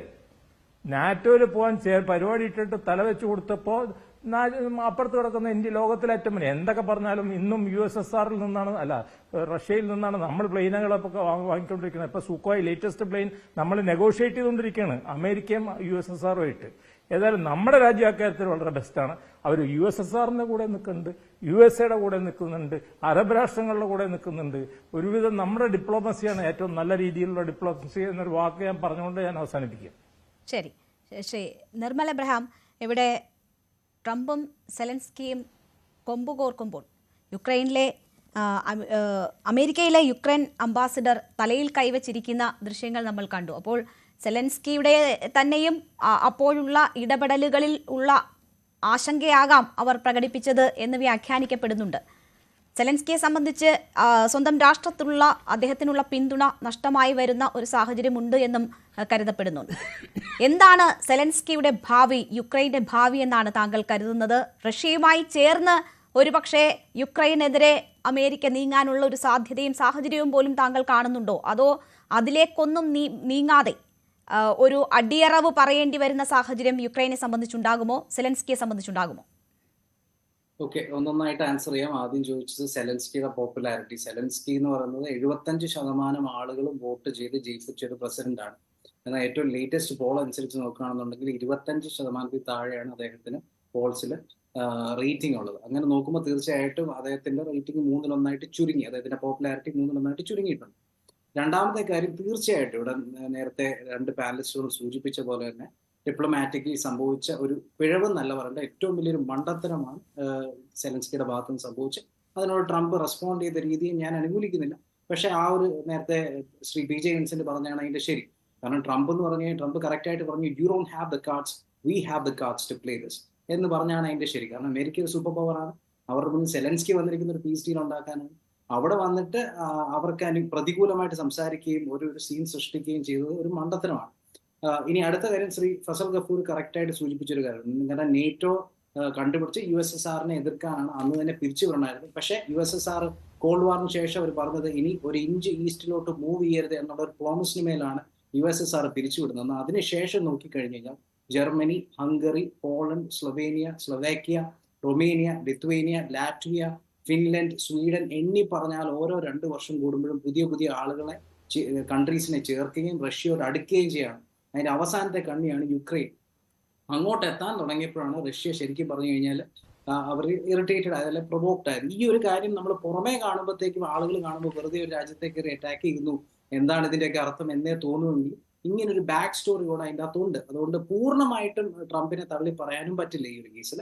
മൂന്നാമത്തെ കാര്യം, ട്രംപ് താങ്കൾ നേരത്തെ ചോദിച്ച ചോദ്യത്തിന്റെ മറുപടി നിങ്ങൾക്കറിയാം. റെയർ എർത്ത് മിനറൽസിന് വേണ്ടി യുക്രൈനെ സമീപിക്കുന്നത് ഈ ഒരു പീസ് ഡീൽ യുക്രൈന് തീർച്ചയായിട്ടും നല്ലതാണ്. ട്രംപിനേക്കാൾ ഒരു പക്ഷേ യുക്രൈന് ഗുണം ചെയ്യുമെന്ന് ഞാൻ പറയാൻ കാര്യം എന്ന് വെച്ച് കഴിഞ്ഞാൽ, ഇപ്പം റെയർ എർത്ത് മെറ്റൽസ് ഉണ്ട് എന്ന് അവിടെ പറയപ്പെടുന്നേ ഉള്ളൂ. അതൊക്കെ സോവിയറ്റ് കാലഘട്ടത്തിലെ കണക്കാണ്, ഈ റീസെന്റ് കണക്ക് പോലും അല്ല. അതൊക്കെ ട്രംപ് ഒരു പൊട്ടൻഷ്യൽ അവിടെ കാണുമായിരിക്കും എന്നൊരു ചിന്തയിലാണ് ഈ പീസ് ഡീലിന് തയ്യാറാവുന്നത്. അത് തയ്യാറാവുന്നതും ട്രംപ് വെറുതെ വിളിച്ച് പറയുന്നതല്ല, അതൊരു സ്ട്രാറ്റജിക് ആയിട്ടുള്ള ഒരു മൂവാണ്. കാരണം ഇപ്പൊ നമ്മൾ ചൈനയെ എടുത്ത് നോക്കി, എല്ലാവരെയും ബാധിക്കുന്ന കാര്യമാണ്. ചൈനയെ എടുത്ത് നോക്കി കഴിഞ്ഞാൽ ലോകത്തെ 85% സോളാർ പാനലുകളും പ്രൊഡ്യൂസ് ചെയ്യുന്നതും എക്സ്പോർട്ട് ചെയ്യുന്നതും ചൈനയാണ്. ലോകത്തെ 70% ലിഥിയം അയൺ ബാറ്ററീസും പ്രൊഡ്യൂസ് ചെയ്യുന്നതും എക്സ്പോർട്ട് ചെയ്യുന്നതും ചൈനയാണ്. ലോകത്തെ 60% ഇലക്ട്രിക് വെഹിക്കിൾസും പ്രൊഡ്യൂസ് ചെയ്യുന്നതും എക്സ്പോർട്ട് ചെയ്യുന്നതും ചൈനയാണ്. സെമി കണ്ടക്ടർ ചിപ്സ് ഏകദേശം 10% ആയി അവരുടെ മാർക്കറ്റ് ഷെയർ അതിനപ്പുറം വളർന്നുകൊണ്ടിരിക്കുന്നു. ഏതെങ്കിലും ഒരു പോയിന്റ് തൈവാനെ ഏറ്റെടുത്തു കഴിഞ്ഞാൽ ലോകത്തിന്റെ പകുതിയിലേറെ സെമി കണ്ടക്ടർ പ്രൊഡക്ഷനും ചൈനയിലാകും. അങ്ങനെയുള്ളപ്പം അമേരിക്ക തീർച്ചയായിട്ടും അതിനെ എതിർക്കാനായിട്ടൊരു വളർച്ച ടെക്നോളജിക്കൽ ആസ്പെക്റ്റിൽ നോക്കും. ഇന്ത്യക്കും ലോകത്തുള്ള എല്ലാ രാജ്യങ്ങൾക്കും നല്ല, അല്ലെങ്കിൽ നമ്മൾ ചൈനയെ മാത്രമാണ് ഡിപ്പെൻഡ് ചെയ്തുകൊണ്ടിരിക്കുന്നത്. നാളെ സോളാർ പാനൽ പ്രൊഡക്ഷൻ ഹോൾട്ട് ചെയ്യാനോ അല്ലെങ്കിൽ മറ്റു രാജ്യങ്ങൾക്ക് വേണ്ടി കൊടുക്കാതിരിക്കാനോ ചൈനയ്ക്ക് പറ്റും. ആ ഒരു സ്ട്രെങ്ത്തിൽ നിന്ന് ചൈനയെ ഇറക്കാൻ വേണ്ടിയാണ് അദ്ദേഹം ഈ ഒരു ഡീലിലേക്ക് മൂവ് ചെയ്തത്. ഒപ്പം ഗ്രീൻലാൻഡിന്റെ ഒക്കെ കേസിൽ നമ്മൾ ട്രംപിനെ കളിയാക്കിയുണ്ടായി. ആ ഗ്രീൻലാൻഡിന്റെ കേസിൽ അദ്ദേഹം ഗ്രീൻലാൻഡ് ഏറ്റെടുക്കാനല്ല ശ്രമിക്കുന്നത്, ഒരു നെഗോഷിയേഷന് വേണ്ടി ഇത്തരത്തിലുള്ള റെയർ എർത്ത് മിനറൽസ് സ്വന്തമാക്കാനും അമേരിക്കയ്ക്കും ചൈനയെ എതിർക്കാനായിട്ടുള്ള അവസരം സൃഷ്ടിക്കാനുമാണ് ശ്രമിക്കുന്നത്. അതുകൊണ്ട് ബോട്ടം ലൈൻ ഇതാണ്, സെലൻസ്കിയുടെ ഭാഗത്തു നിന്നുണ്ടായ തെറ്റാണ്. പുറമേ കാണുമ്പോഴത്തേക്കും അതിനെ വെറും ഒരു ടസലായിട്ട് നമ്മൾ കാണുന്നുണ്ടെങ്കിലും അവിടെ ആവശ്യക്കാരൻ സെലൻസ്കി ആയിരുന്നു. അദ്ദേഹം ഡിപ്ലോമാറ്റിക്കലി പെരുമാറിയിരുന്നെങ്കിൽ തീർച്ചയായിട്ടും ട്രംപും ഡിപ്ലോമാറ്റിക്കലി പെരുമാറിയനെ. അദ്ദേഹത്തിന് ലിമിറ്റേഷൻ വെച്ചു. അതിനുള്ള ഉത്തമ ഉദാഹരണമാണ് UK പ്രൈം മിനിസ്റ്റർ പോയപ്പോൾ യാതൊരു പ്രശ്നങ്ങളും ഇല്ലാതെ അദ്ദേഹത്തിന് തിരിച്ചു വരാനും ഏറെക്കുറെ കാര്യങ്ങൾ സാധിച്ചെടുക്കാനും സാധിച്ചു. അതിന്റെ ഒരു കുറവ് സെലൻസ്കിക്ക് ഉണ്ടായിരുന്നു. അതിന്റെ ഒരു ഭവിഷ്യത്ത് വരാതിരിക്കട്ടെ. ട്രംപ് ഞാൻ നേരത്തെ പറഞ്ഞ പോലെ വാതിലുകൾ അടച്ചിട്ടില്ല. അതുകൊണ്ട് യുക്രൈനും സെലൻസ്കിക്കും വീണ്ടും തിരിച്ചു ചെല്ലാൻ ഒരു അവസരം കൂടിയുണ്ട്. അതാണ് ആകെ ഇതിൻ്റെ അകത്തുള്ളൊരു ഹോപ്പ്. ഈ വാർ അവസാനിക്കട്ടെ എന്ന് തന്നെ പറഞ്ഞുകൊണ്ട് തന്നെ ഞാൻ നിർത്താം. ശരി, എന്തായാലും സമാധാനം അകലുന്നോ എന്നതായിരുന്നു ഇന്നലെ നയതന്ത്ര ചർച്ചകളിൽ ഉണ്ടായ ഈ അസാധാരണമായ ദൃശ്യങ്ങൾ. അവർ തമ്മിലുള്ള കൊമ്പുകോർക്കൽ നൽകിയ സന്ദേശമെങ്കിൽ അത് അവസാനിക്കാനുള്ള സാധ്യതകൾ അടഞ്ഞിട്ടില്ല എന്ന വിലയിരുത്തലുകൾ കൂടി വരികയാണ്. ഏറ്റവും അവസാനം സെലൻസ്കി നടത്തിയ ട്വീറ്റും അമേരിക്കയ്ക്ക് നന്ദി പറഞ്ഞുകൊണ്ട് നടത്തിയ ട്വീറ്റും അതിൻ്റെ സൂചനകളായി തന്നെ വേണം കാണാൻ. നമുക്ക് കാത്തിരിക്കാം എങ്ങനെ യുക്രൈൻ്റെ ഭാവി എന്നത്, സെലൻസ്കിയുടെ അടുത്ത നീക്കങ്ങൾ എന്ത് എന്നതും നമുക്ക് കാത്തിരുന്ന് തന്നെ കാണാം. ഒപ്പം ട്രംപും എങ്ങനെ ഈ വിഷയത്തിൽ നീങ്ങുന്നു എന്നത്. വളരെ നന്ദി ചർച്ചയിൽ പങ്കെടുത്ത എല്ലാ അതിഥികൾക്കും. ഇടവേളയ്ക്ക് ശേഷം അടുത്ത വാർത്താ ബുള്ളറ്റിൻ.